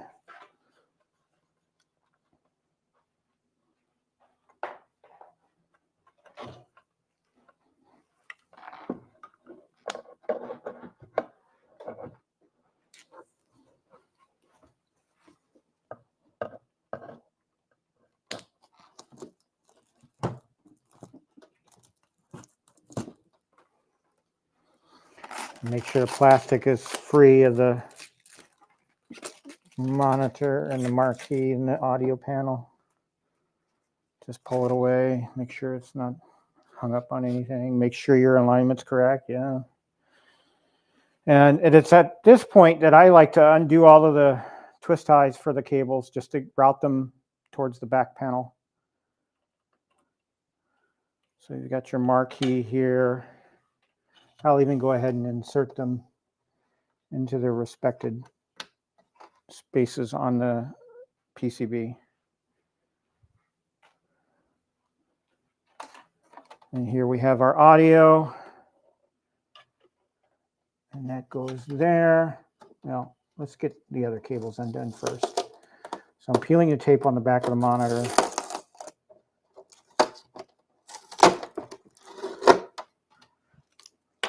And I'm freeing.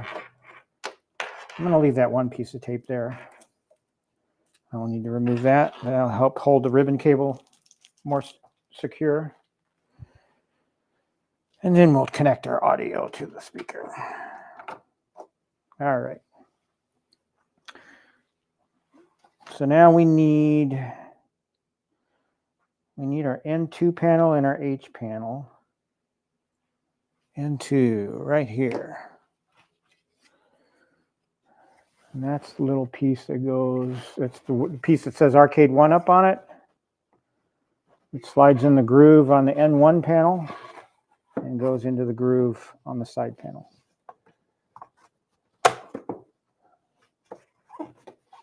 That doesn't look lined up pretty well.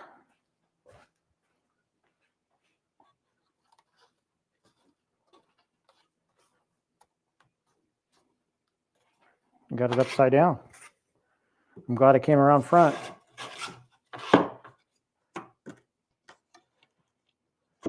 There we go. That's better. I'm glad I came around and looked at that, because that would have been upside down and that would have just been embarrassing.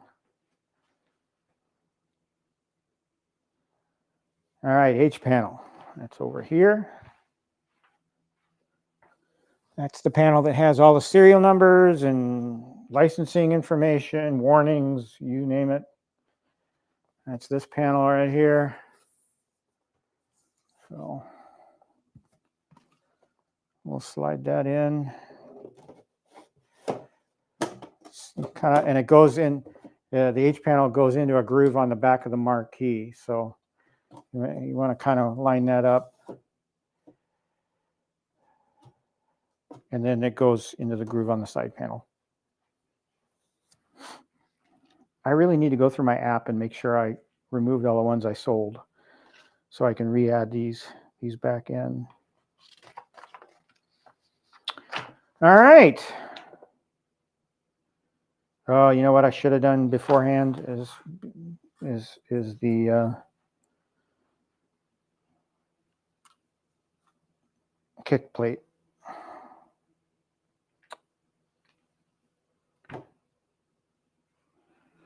Well,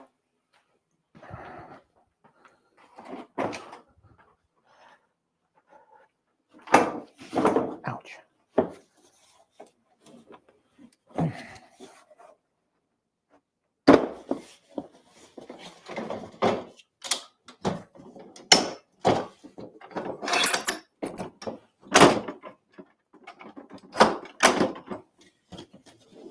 telling you, tables come in handy. Especially if you're serious about this hobby.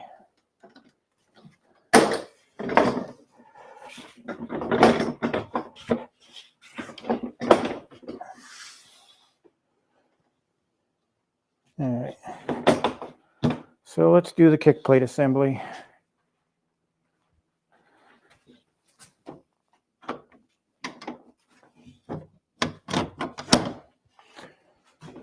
right.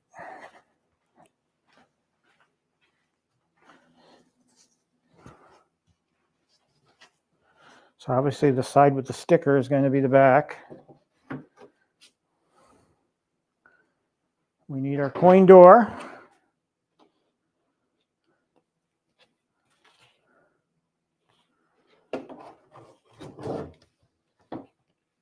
The coin door only goes on one way because of the holes.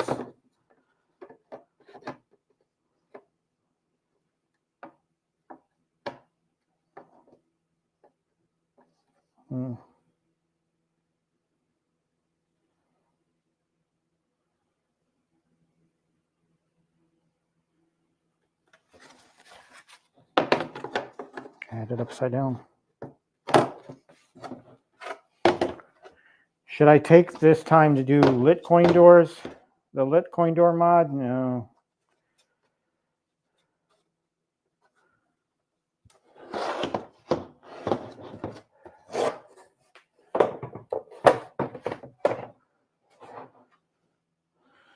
All right, I need K and J. That'll be these two.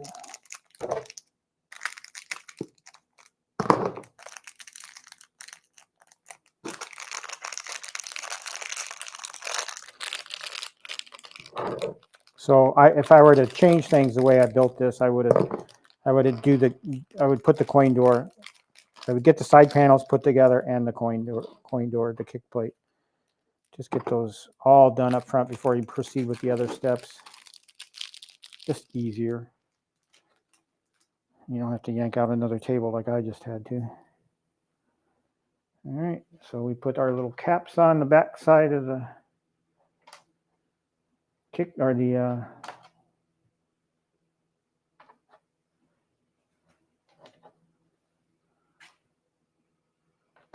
there we go.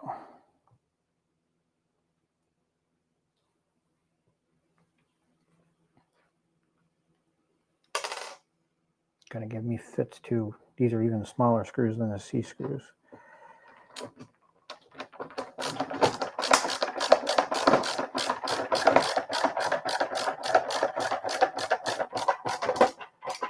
Again, no need to over tighten.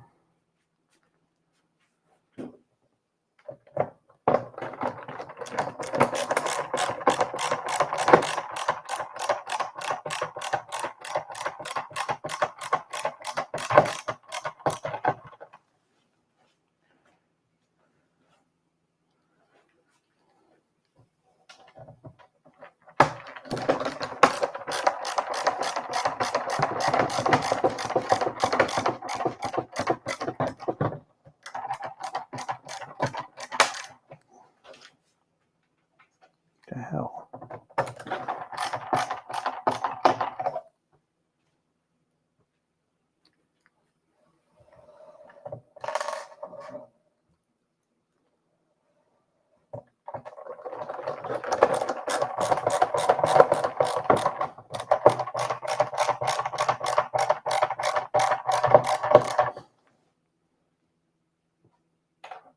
That's not tight.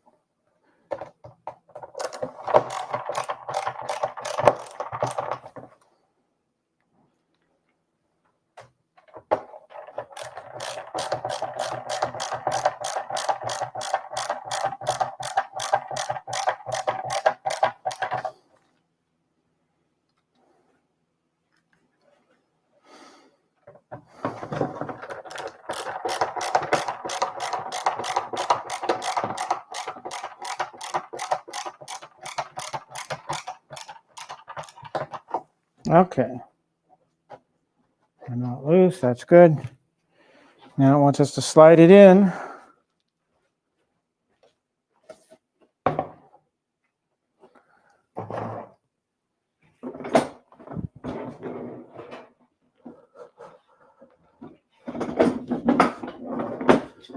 the table out of the way.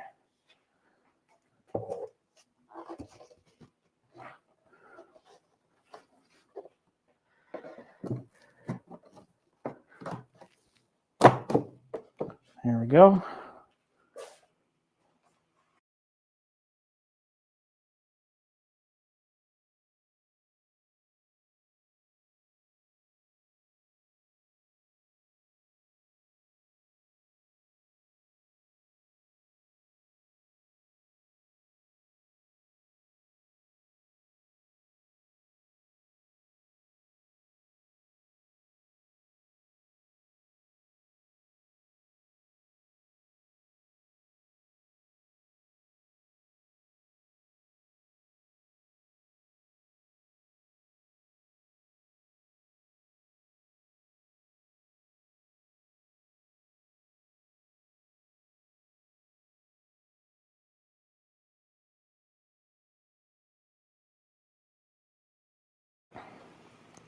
So yeah, someone commented to me, because I used to do, when I did build videos, I used to do them sped up. You know, you just saw me build them in time lapse. You didn't really get a sense of what went where, what pitfalls were. Someone commented to me, says, I'd like to see you do them in real time. So that's what I've been doing. I've just been doing them real time. Some of them I take my time with and point things out as I see them.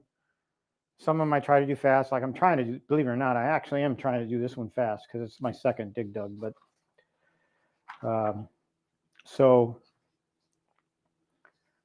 yeah, that's a kind comment. I really appreciate it. All right, so now we're at side panel time. This is the part I hate, but also love, because I know that means we're getting close to being done. But it's always a pain in the butt to get these things to line up perfectly.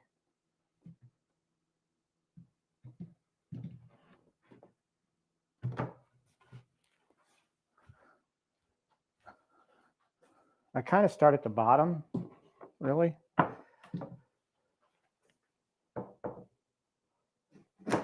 All right, so, and it kind of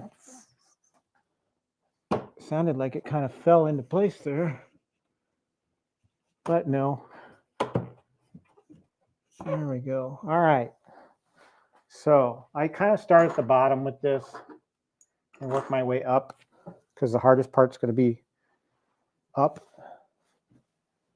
So obviously we start with the bottom 2 screws here.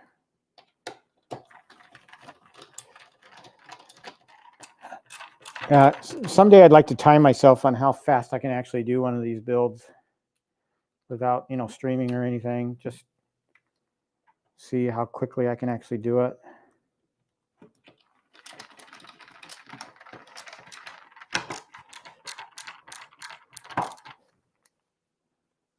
All right, so working our way up.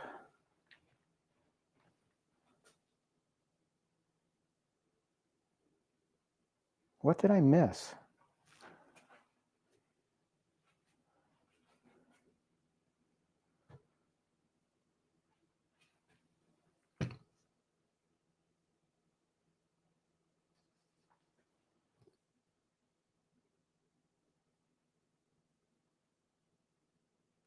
Am I missing a piece?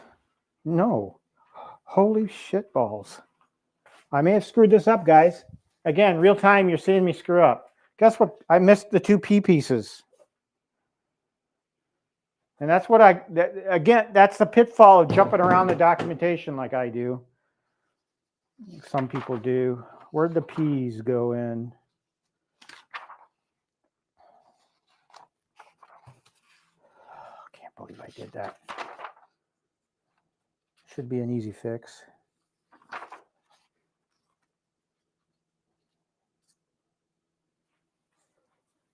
I'm wondering if no. Let's take, okay, easy fix. We're just going to need to step back here. We're going to take all that lining up I just did is out the window right now because I got to take this piece off. I forgot to put the 2 P panels in. Pitfall. So make sure you pay attention to the documentation. I can't believe I did that.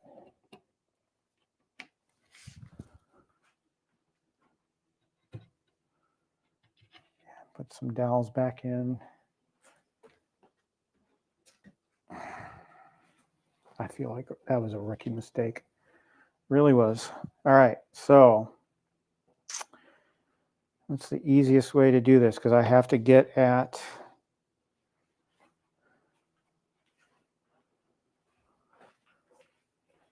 well, I'm just gonna have to come out.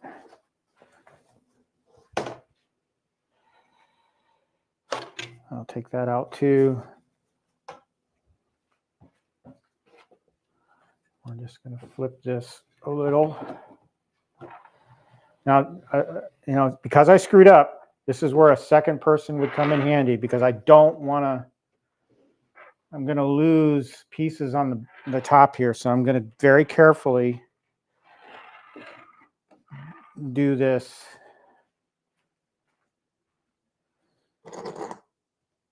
without fully uprighting it.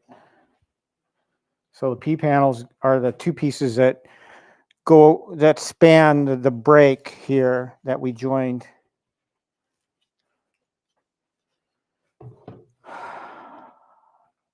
What a pain. See, if you follow the directions, this wouldn't happen.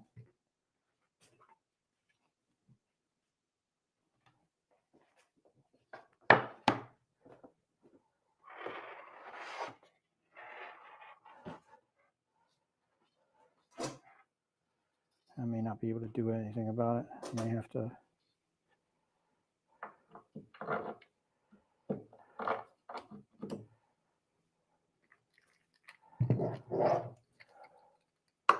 See if I had a second person here. My gal's at work right now, so I can't summon her. I'd have her hold this entire piece while I put these pieces on.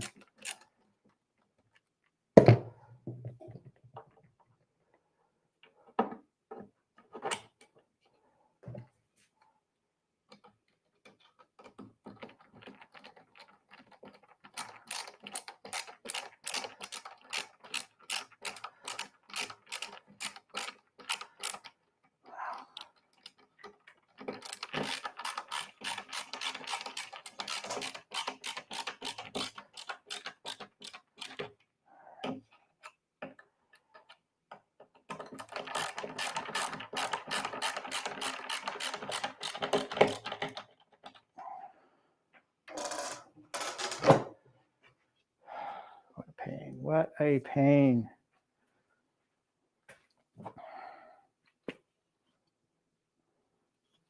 No dowels in this piece, so.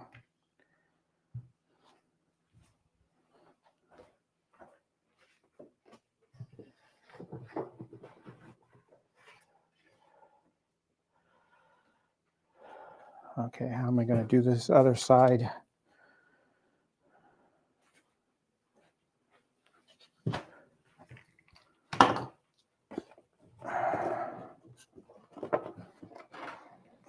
I'm going to have to reline everything back up anyway. So.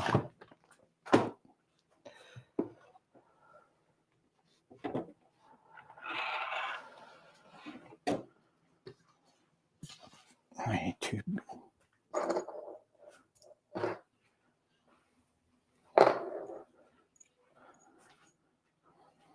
I apologize, guys, for screwing this up. But again, you get to see, you know, I don't want that monitor to break off its. Oh, you know what? I'm going to do it this way. Just pull it off the side. Could have done it on the other side, too. Just screw it in from behind.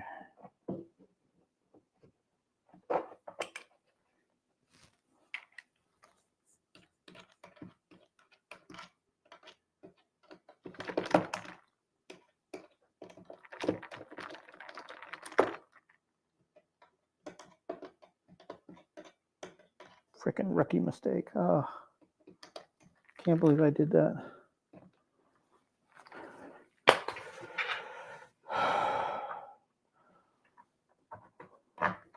We're getting there, folks, though, I swear.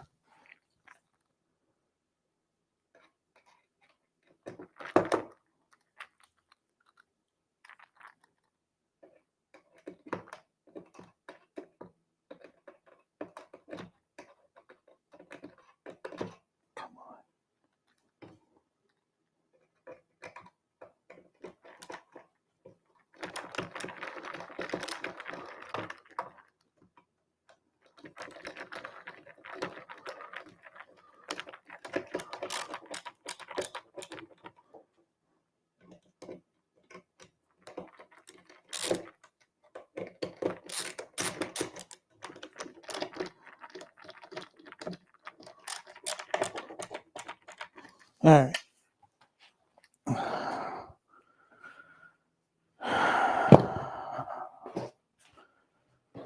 Yep, my marquee's all discombobulated.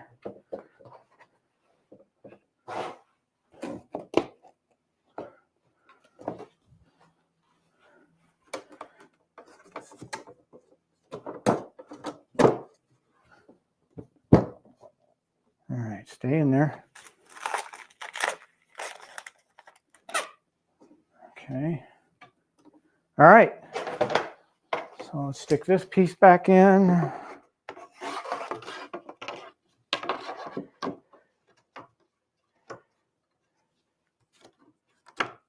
There we go.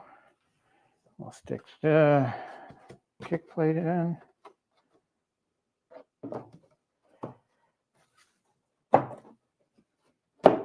Okay. Now we'll do the side panel.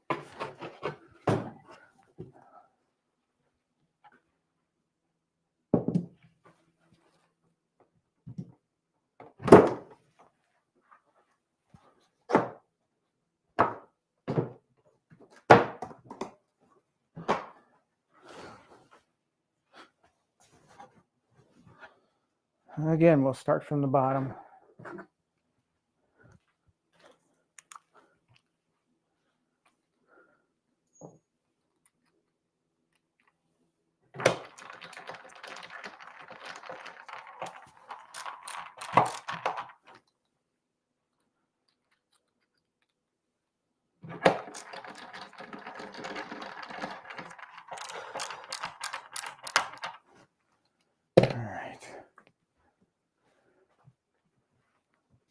Oh, we're nicely seated there. So let's go ahead and do 4 screws next level up. Again, working from the bottom to the top.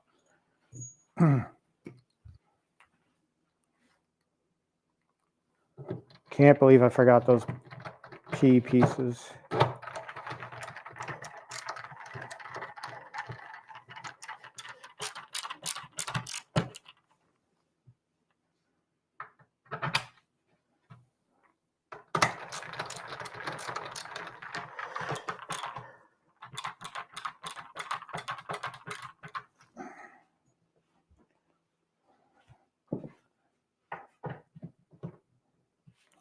Now see, here we have to reach in and line it up.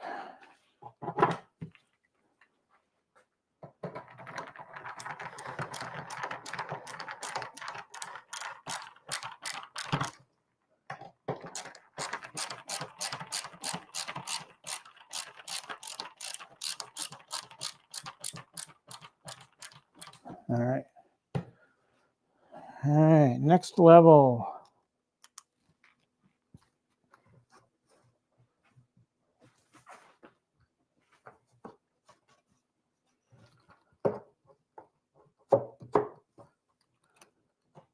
All right, so now it's at this point that you probably want to make sure your monitor is lined up in the groove so everything's seating properly. And then I'll probably start working on getting everything lined up top.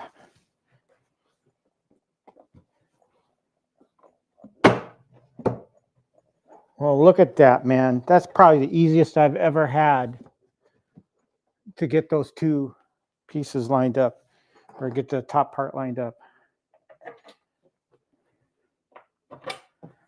Screw them in right away so I don't lose it. Wow. Can't believe that. That was too easy. I can't remember my build on, I have to go back and look. I have to look at my previous build of this cabinet to see if I had such an easy time.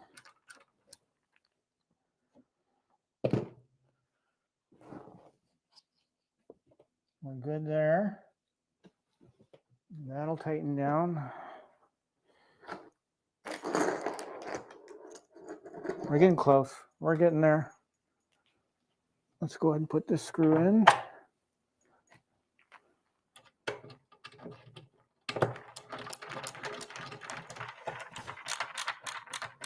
All right.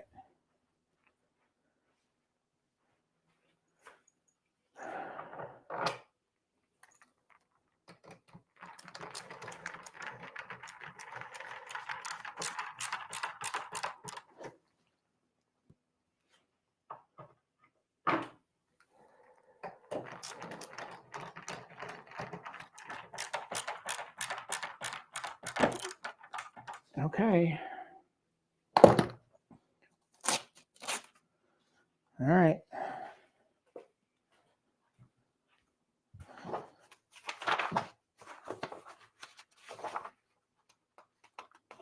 Now we go upright. I'm going to pull this table back.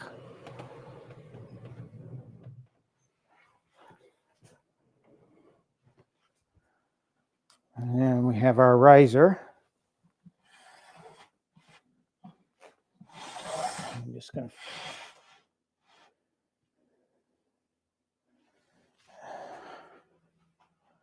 all right, now we're ready to stand this bad boy up.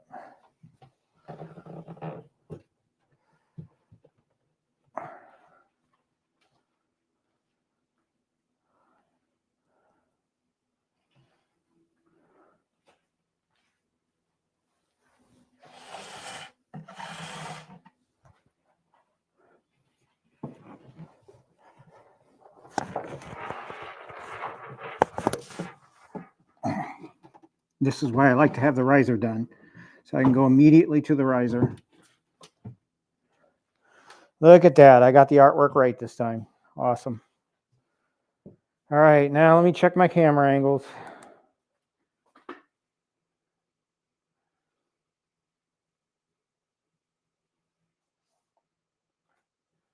Yeah, I'll tend to, I like to mute.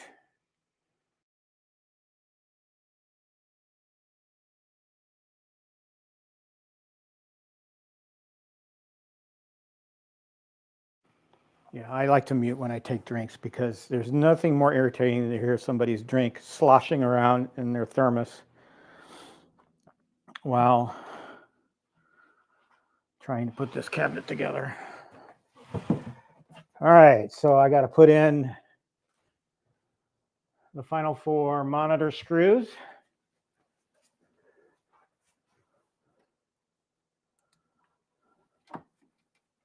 These are the hardest ones to do.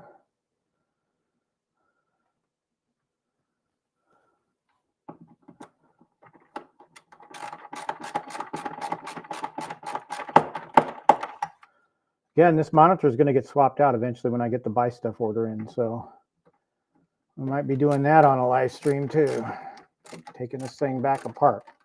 But I wanted it to get it together.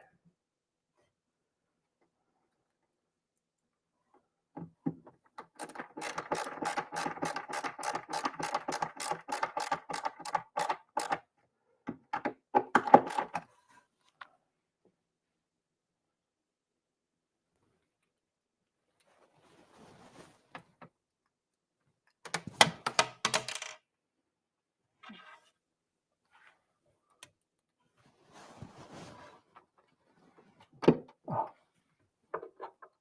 can't see.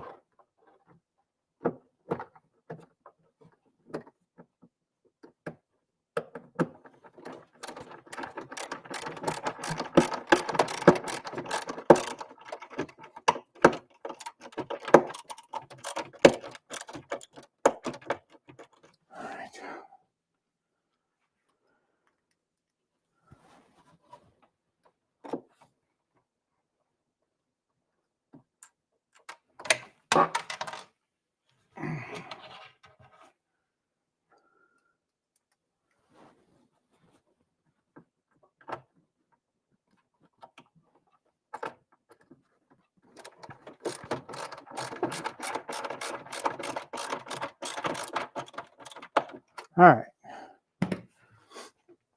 Now, monitor is affixed. Wants us to peel the monitor protector. Let's do that. Oh, let's just,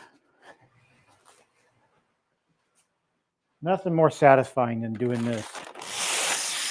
Again, you see why I do the loosen these screws, because the plastic protector is underneath these screws. So just loosening them a little bit, not taking them out, but loosening them a little bit to pull this plastic off later is worth everything to me. It's just much easier.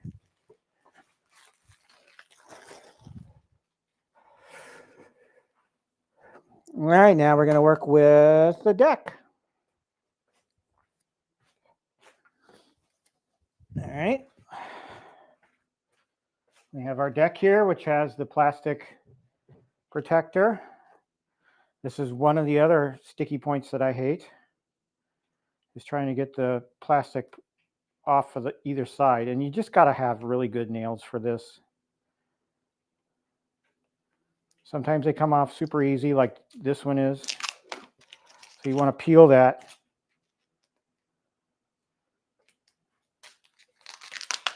Make sure you all can see. And again, a lot of people make this mistake. I see it all the time, is they don't take the plastic off both sides. It's on both sides.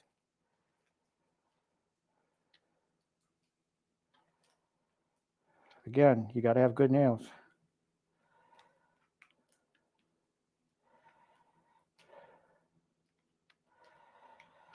I apparently have not trimmed my nails in a little while, so I'm having a better time at it.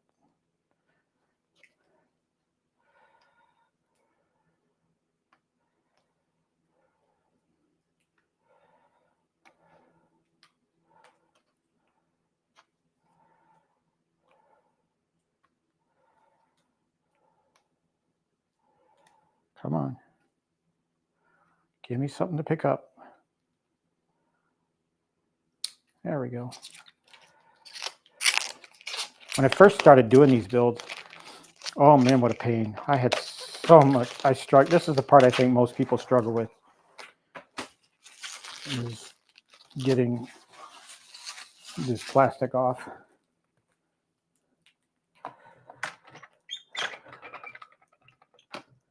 Oh, other way.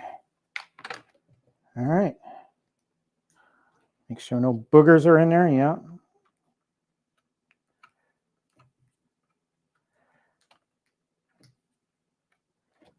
Okay.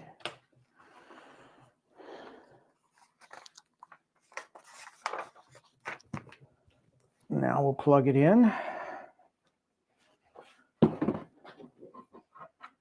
These are very simple. There's two connectors. There's a ribbon cable. They only go in one way.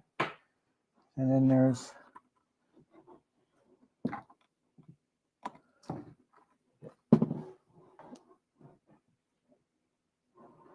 I forget what each cable's for. All right, so both cables are attached. I can now slide it in there.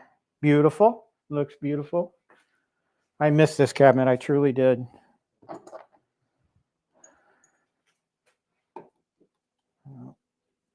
Got another booger there.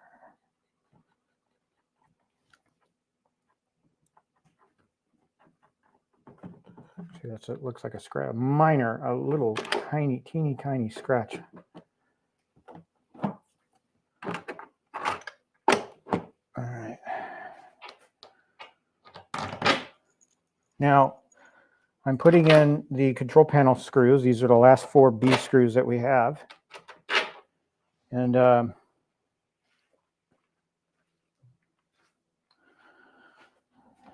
we'll find out if they go in really easy. Sometimes the what do you call those? Oh, there's a term for them. The receiving end of these screws, not dowels. They're called something. You guys in the chat can help me out. Again, you don't want to over tighten these. You will crack the plastic. I did that on my Star Wars cabinet. I was very upset. Arcade1Up, to their credit, sent me out another plastic protector. So not too tight, just tight enough to hold the control panel in. So you don't crack the plastic. All right. Now we want to do all of our connections. Actually, let's do the ball and the dust cover. And I have a tool for this, which I didn't bring out. So a lot of people wonder, well, how do you keep the ball on there? How do you get the ball tight so that, you know, it doesn't come off every time you play? It's very simple for me. A lot of people use Loctite. I do not recommend that because you're going to have a hard time getting the ball off later. So nothing permanent like that, unless that's your preference. If you want to do that, fine. My recommendation is don't. So I use this to hold the stem while I tighten the ball. That's all I do.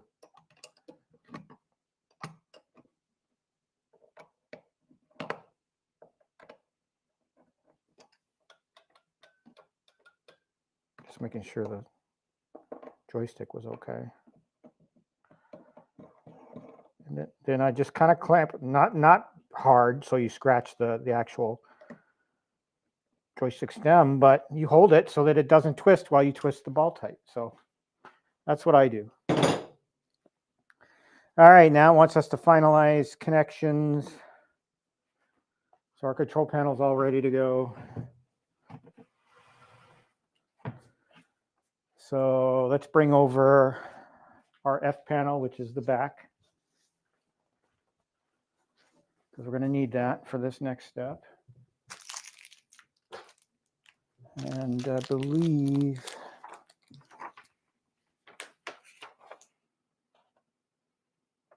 yeah, okay.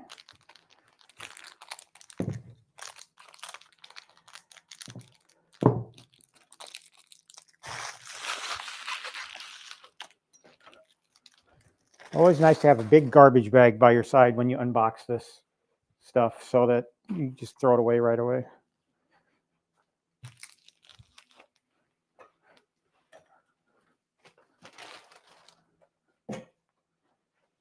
Okay. Now let's get our power. This little piece here is the internal piece that goes to the back of the back panel.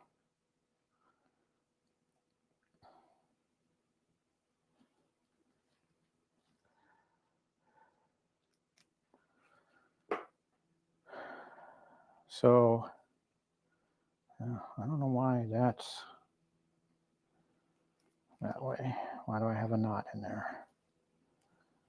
All right, so you got your business end here that goes through your back panel. So there's a little label right here, electrical, that you want to stick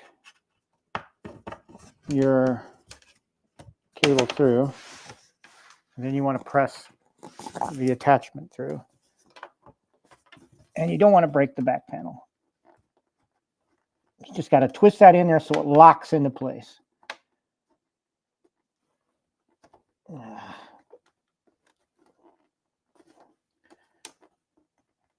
Come on, get in there. Get in the hole. Ah!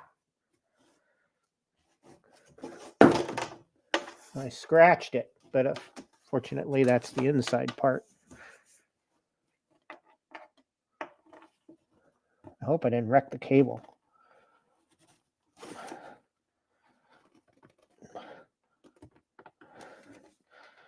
There we go. Now it's clicked in. So you'll see the scratch I put on the inside. That's no big deal. It's not, nobody's going to see it. This locks into place. You know, kind of. So this locks into place. This goes into your PCB, which we'll do. We'll run the cable up through the bottom of the P panel there. And we'll kind of lift. Actually, it won't go there. It will go in through the middle, above the P panel. We'll kind of guide it into place, and then we'll plug it in.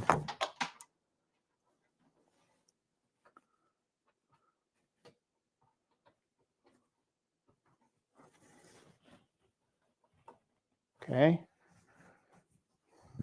I think I already have the speakers. Everything else is wired up. That's good. All right. So let's.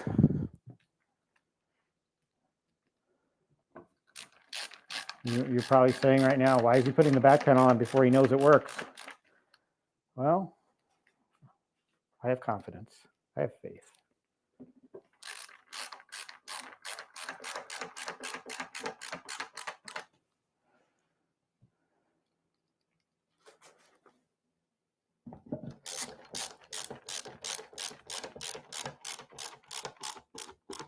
All right.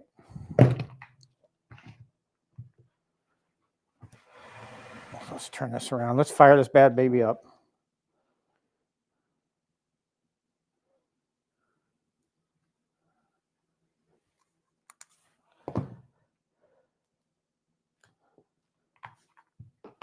Again, taking all my cable twist ties off.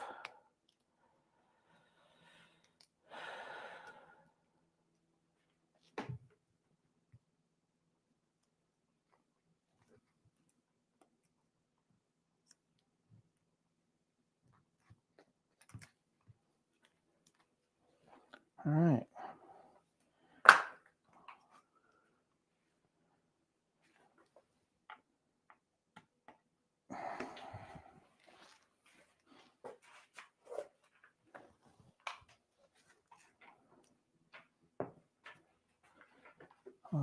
Let's see if I've got enough. I do.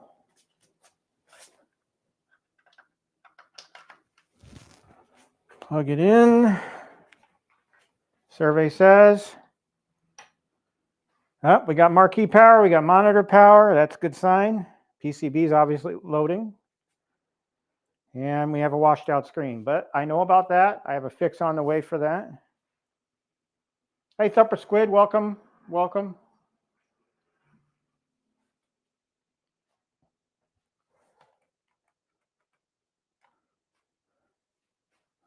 Boy, is that badly washed out from the side. I forgot how bad this thing was. Wireless setup. All right. Let's see if I can do this so you all don't see my wireless config.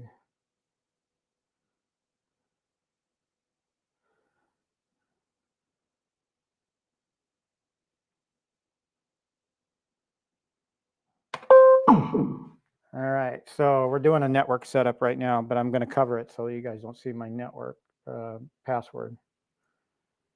We'll do wireless.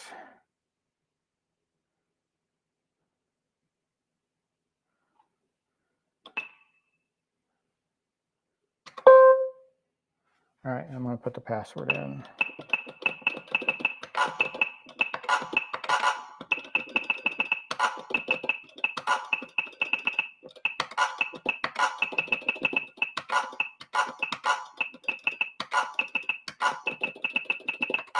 Whoops.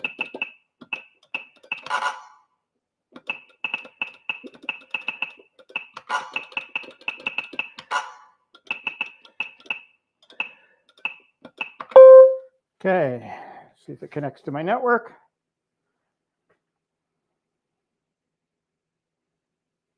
Or did I screw up the password? Yeah, I screwed up the password.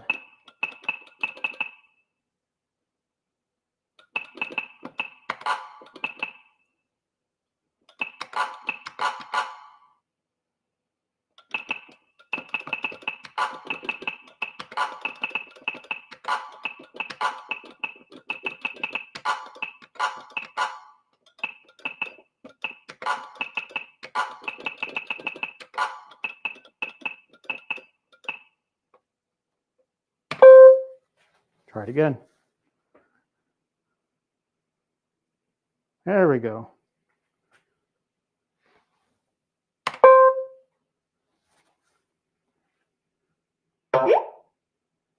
And it says I have an update. Let's go ahead and get the update right away. So aside, oh, you know what I forgot to do? I forgot to do the last B screw on the side of the.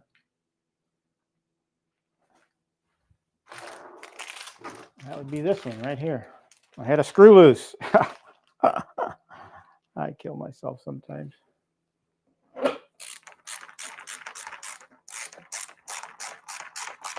So yeah, the last thing you got to do is attach the top screw for your marquee. Tightens that up. So yeah, artwork absolutely stunning on this cabinet build.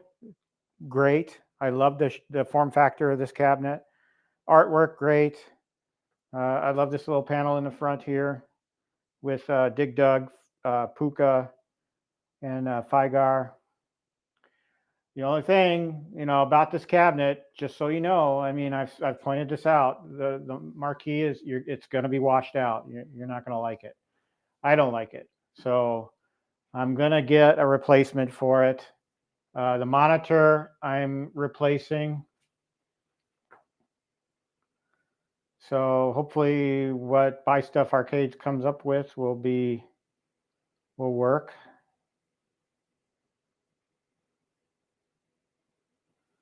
And we'll allow this update to continue.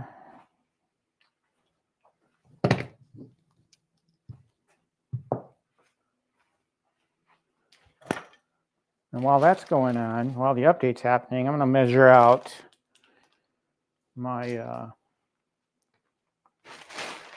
for my LED backlight that I'm going to put on.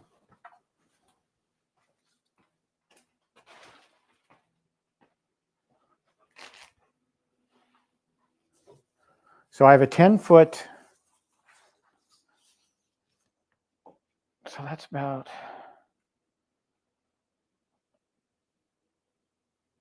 1.5 feet, almost. A little less.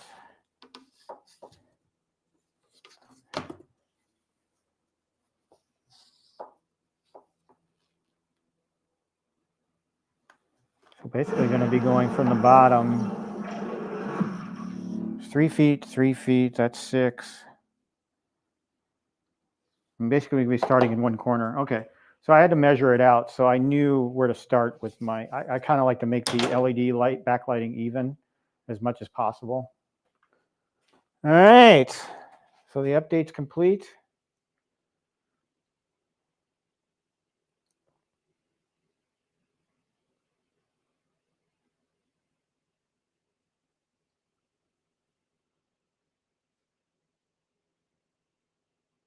I don't know why it's taking so long to refresh the connection.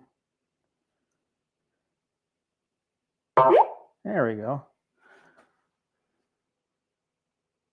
So I have to reset up wireless again?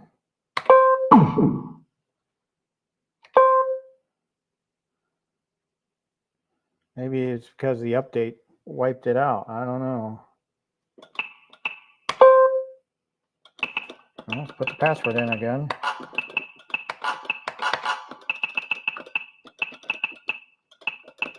That was bizarre.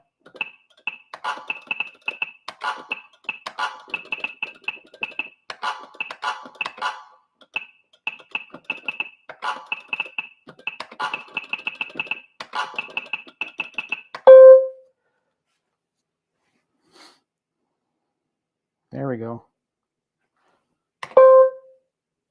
Please tell me there's not another update. All right, so now it wants to set up in the app. So I would need my phone for this. So I'm going to cancel out of that. Well,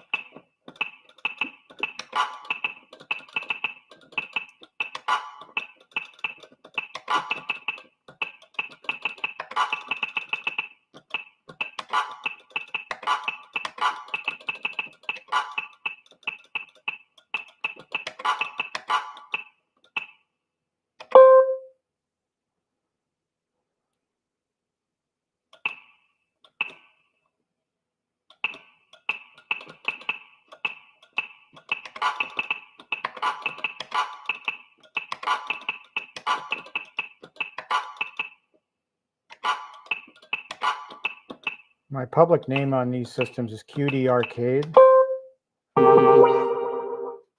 Says it's not available. See, that's what I don't get about this.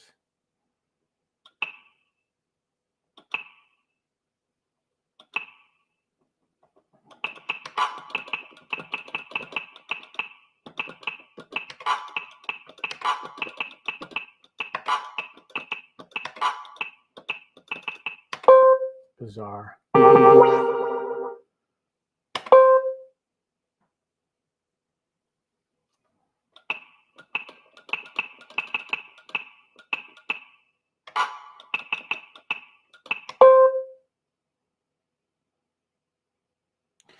Do you want to post your high scores to the leaderboards? Yes. Everyone can see.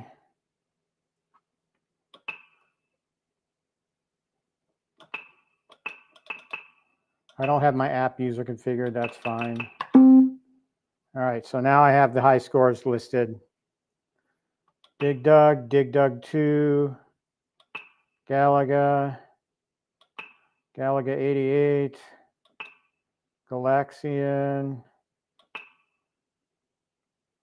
Mappy, Packland, Pack and Pal, Pac-Man, Pac-Mania, Pac-Man Plus, Rolling Thunder, Rompers, and Super Pac-Man. Okay, so I've got them all.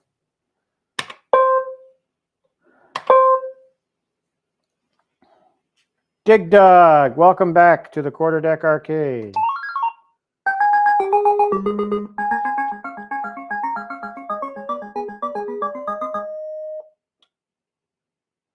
I'm kind of playing this sideways, so.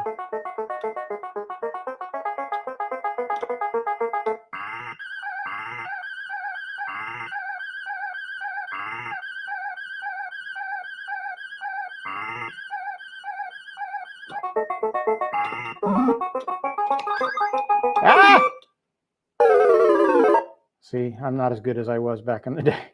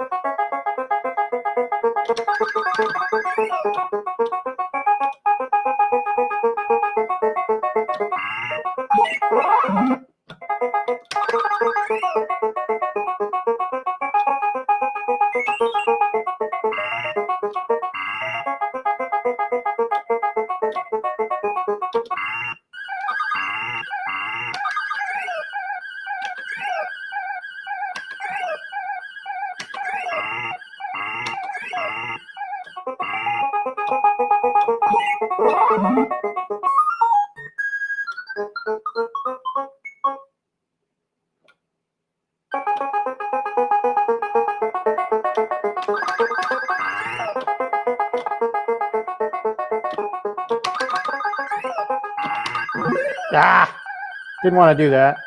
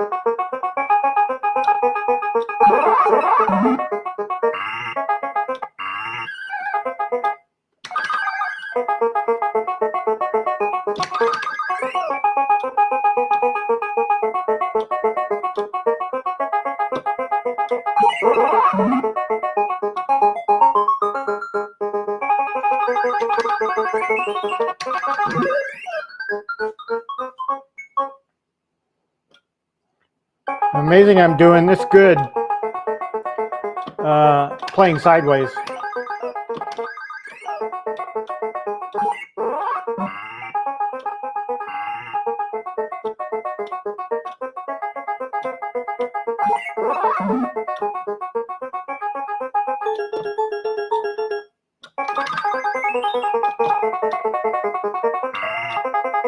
Ah!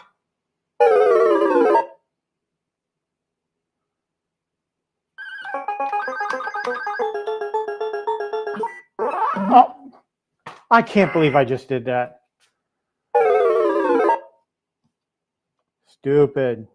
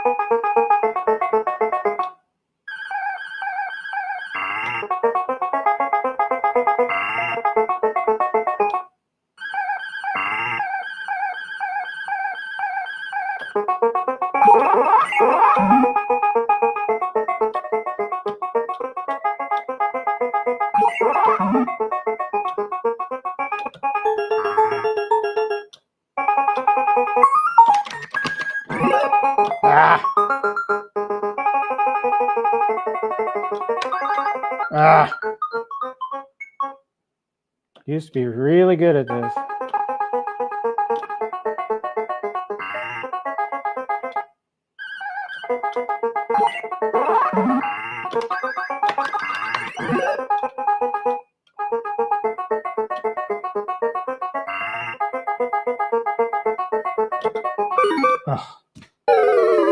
Meant to go left.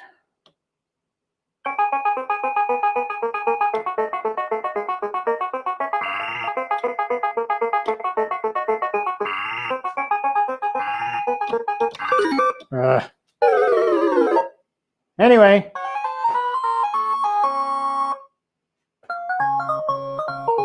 Not my highest score, but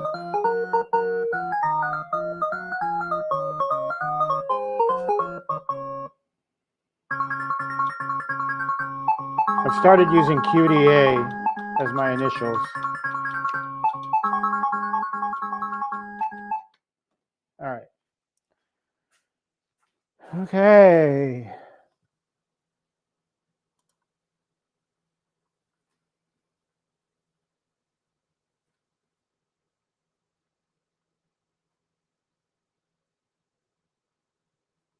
All right, so I'm going to do now, I'm going to shut it off. I'm going to do my LED. Oh man, I didn't properly shut it down. Shit. Let me make sure it starts up okay again. Oh my God, can't believe I did that. I pulled the plug on it before it was completely shut down.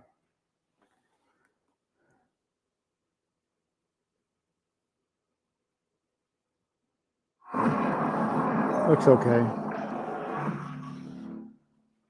All right, so now I'm going to do my LED. All right, so what I have for that, this will be the last thing I do, and then I'll cut you guys loose. I got to get going with my day too.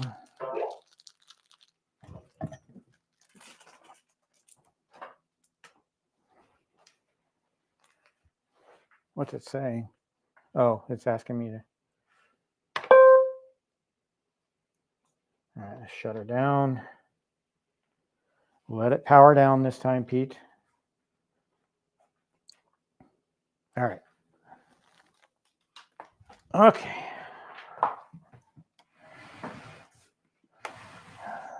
So what's the best angle for me to do this and everybody can see?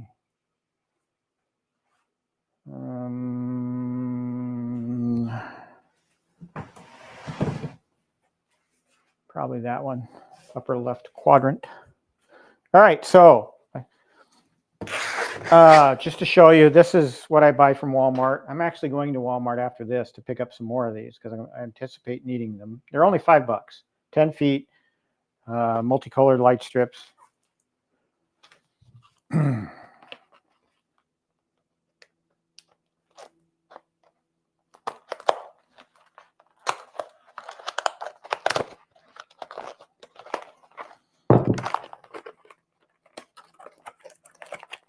And I like to put these on all of my arcades.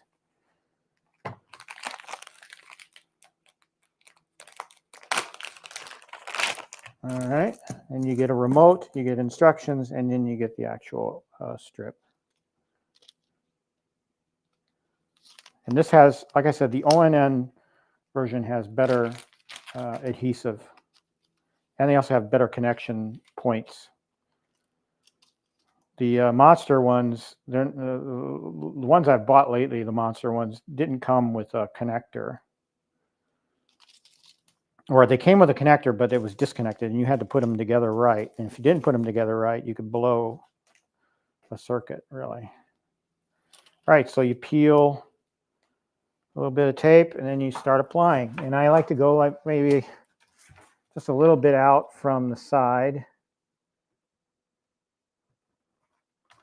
And you just kind of apply it there. I don't know how, if you guys can see that. Then I'm going to just evenly apply it up the side of the back panel. And on some of the bigger cabinets, you might want to use two of these. And if you do that, don't do don't attach the LED so that you can't remove the back panel and get at the stuff in the back, through the back. A good example of that would be, I think the Tron cabinet has two panels, two back panels. You don't want to stretch these across the back panels because you want to be able to pull those back panels off. And then I kind of put a little kink here in the corner to turn the strip and get it going across the top. Pull some more out.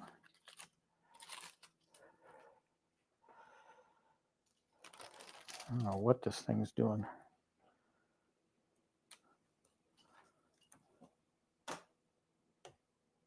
Again, just trying to do it as straight and evenly as possible.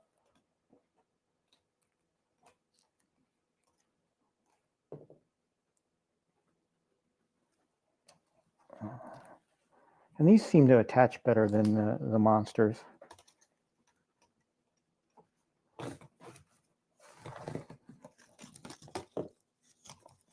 Ah, don't twist it.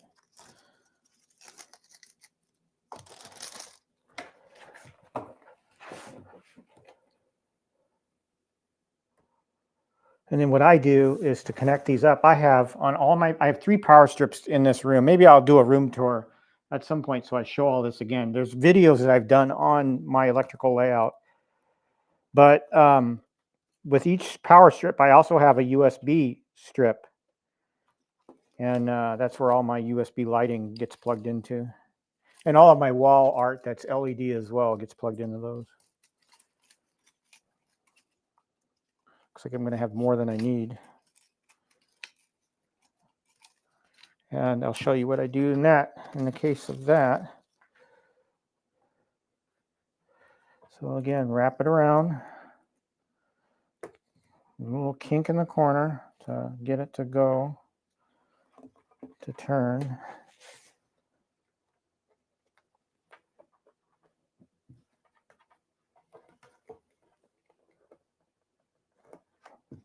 Nope, that's not how I want it to go.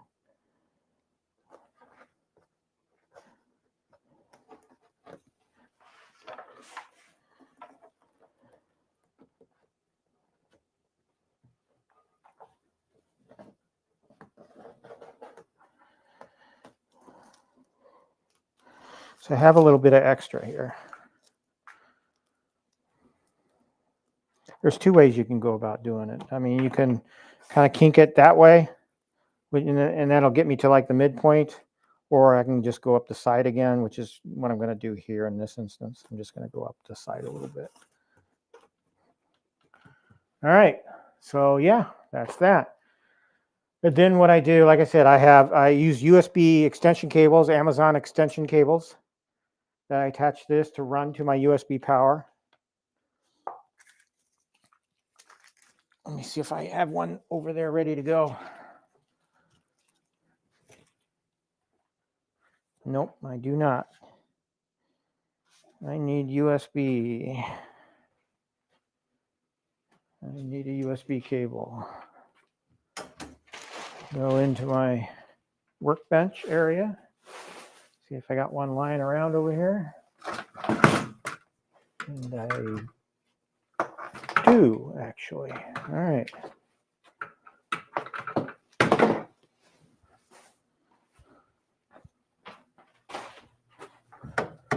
So USB extension cable right here. This is Amazon Basic USB 2.0 extension cable. You only need USB 2.0 to power your LEDs. So I'm going to start working this in. I'm going to move this camera. Let me come off that camera for now.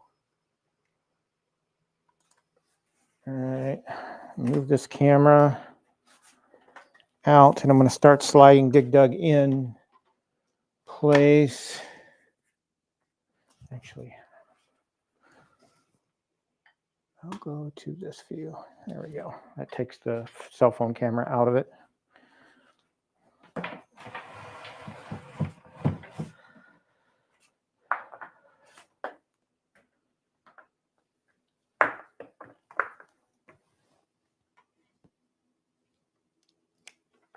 I didn't see. These things used to come with holders too, but I didn't see it. Unless it dropped on the floor and I didn't see it. Oh well, I'm sure I'll vacuum it up some other time. But they're handy because it helps you secure the USB cable to the cabinet so that it doesn't peel away. Let me see if I have another one over here on the desk. Yes, I do. The piece I'm talking about is just this little adhesive cable holder. And what you want to do with it is you want to put the LED strip side of the USB cable. You want to take some weight off of the LED strip so it doesn't pull away from the cabinet. So for that, I will do this.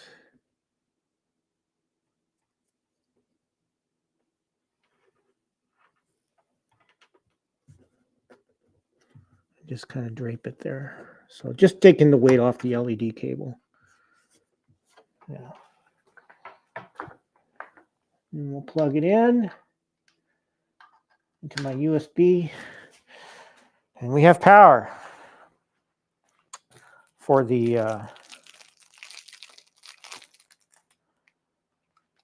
LED strip. Now you have your LED strip controller, and then you just pick the color you want. For Dig Dug, I think I usually went with yellow.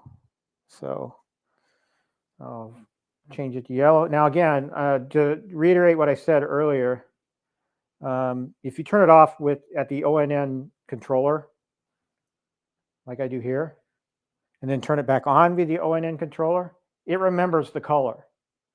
But if you cut power to the USB, like I do, it's not going to remember it. Let me try something though. If I turn it off at the ONN controller first and then cut power,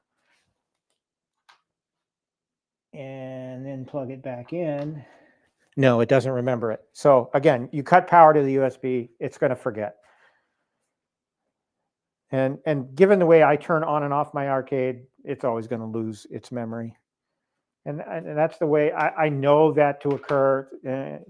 And so it's not a big deal for me. All right, so let's move this Dig Dug to where it belongs.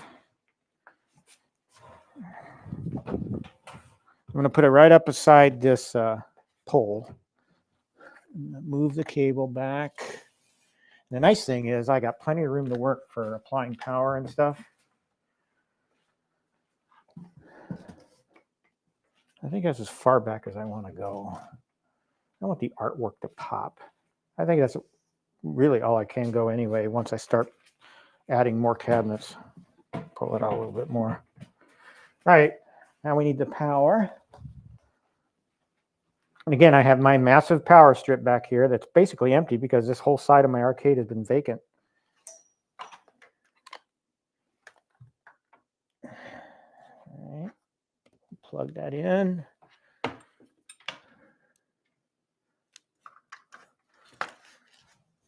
All right. We'll put my USB camera back in and we'll just aim it at the Dig Dug.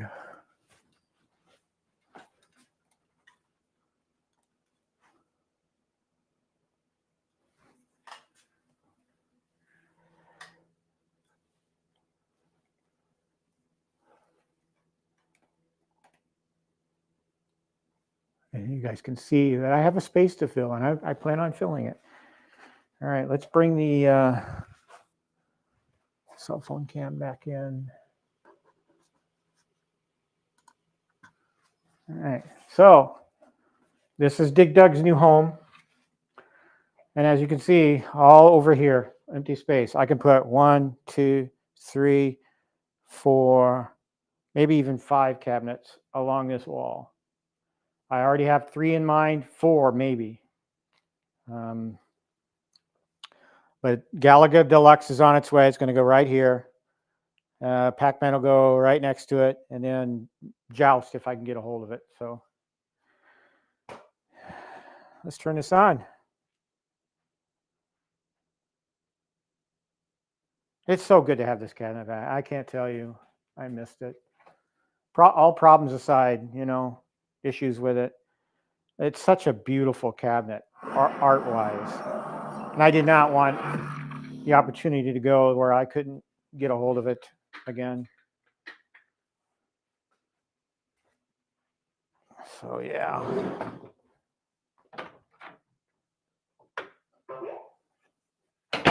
It wants me to do the app, and I'm not going to do that right now.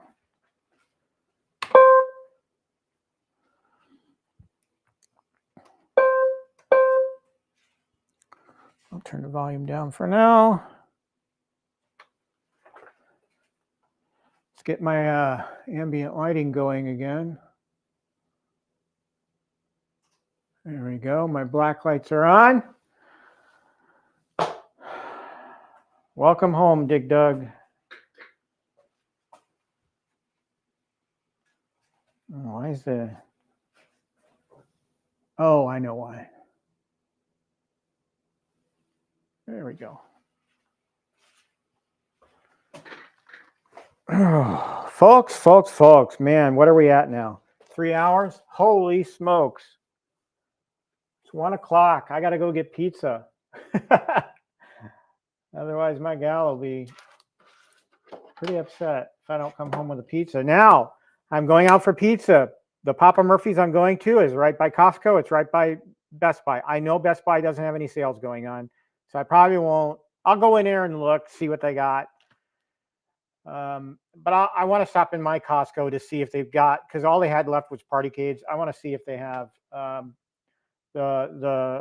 Miss Pac-Man pub table and or the Midway XL. I don't know if I'd buy that one, but I just want to see, you know. So exciting times in my arcade now. I mean, I'm just excited to be filling out this one wall, this one side of my arcade again. And again, the ecstatic news I got last night with the check that I received, and that pretty much is a savior at this time and allowed me to go out and buy this. I actually bought this on, I put it on a credit card, and I'm like, I'll pay for it fairly quickly. Pay that off right away.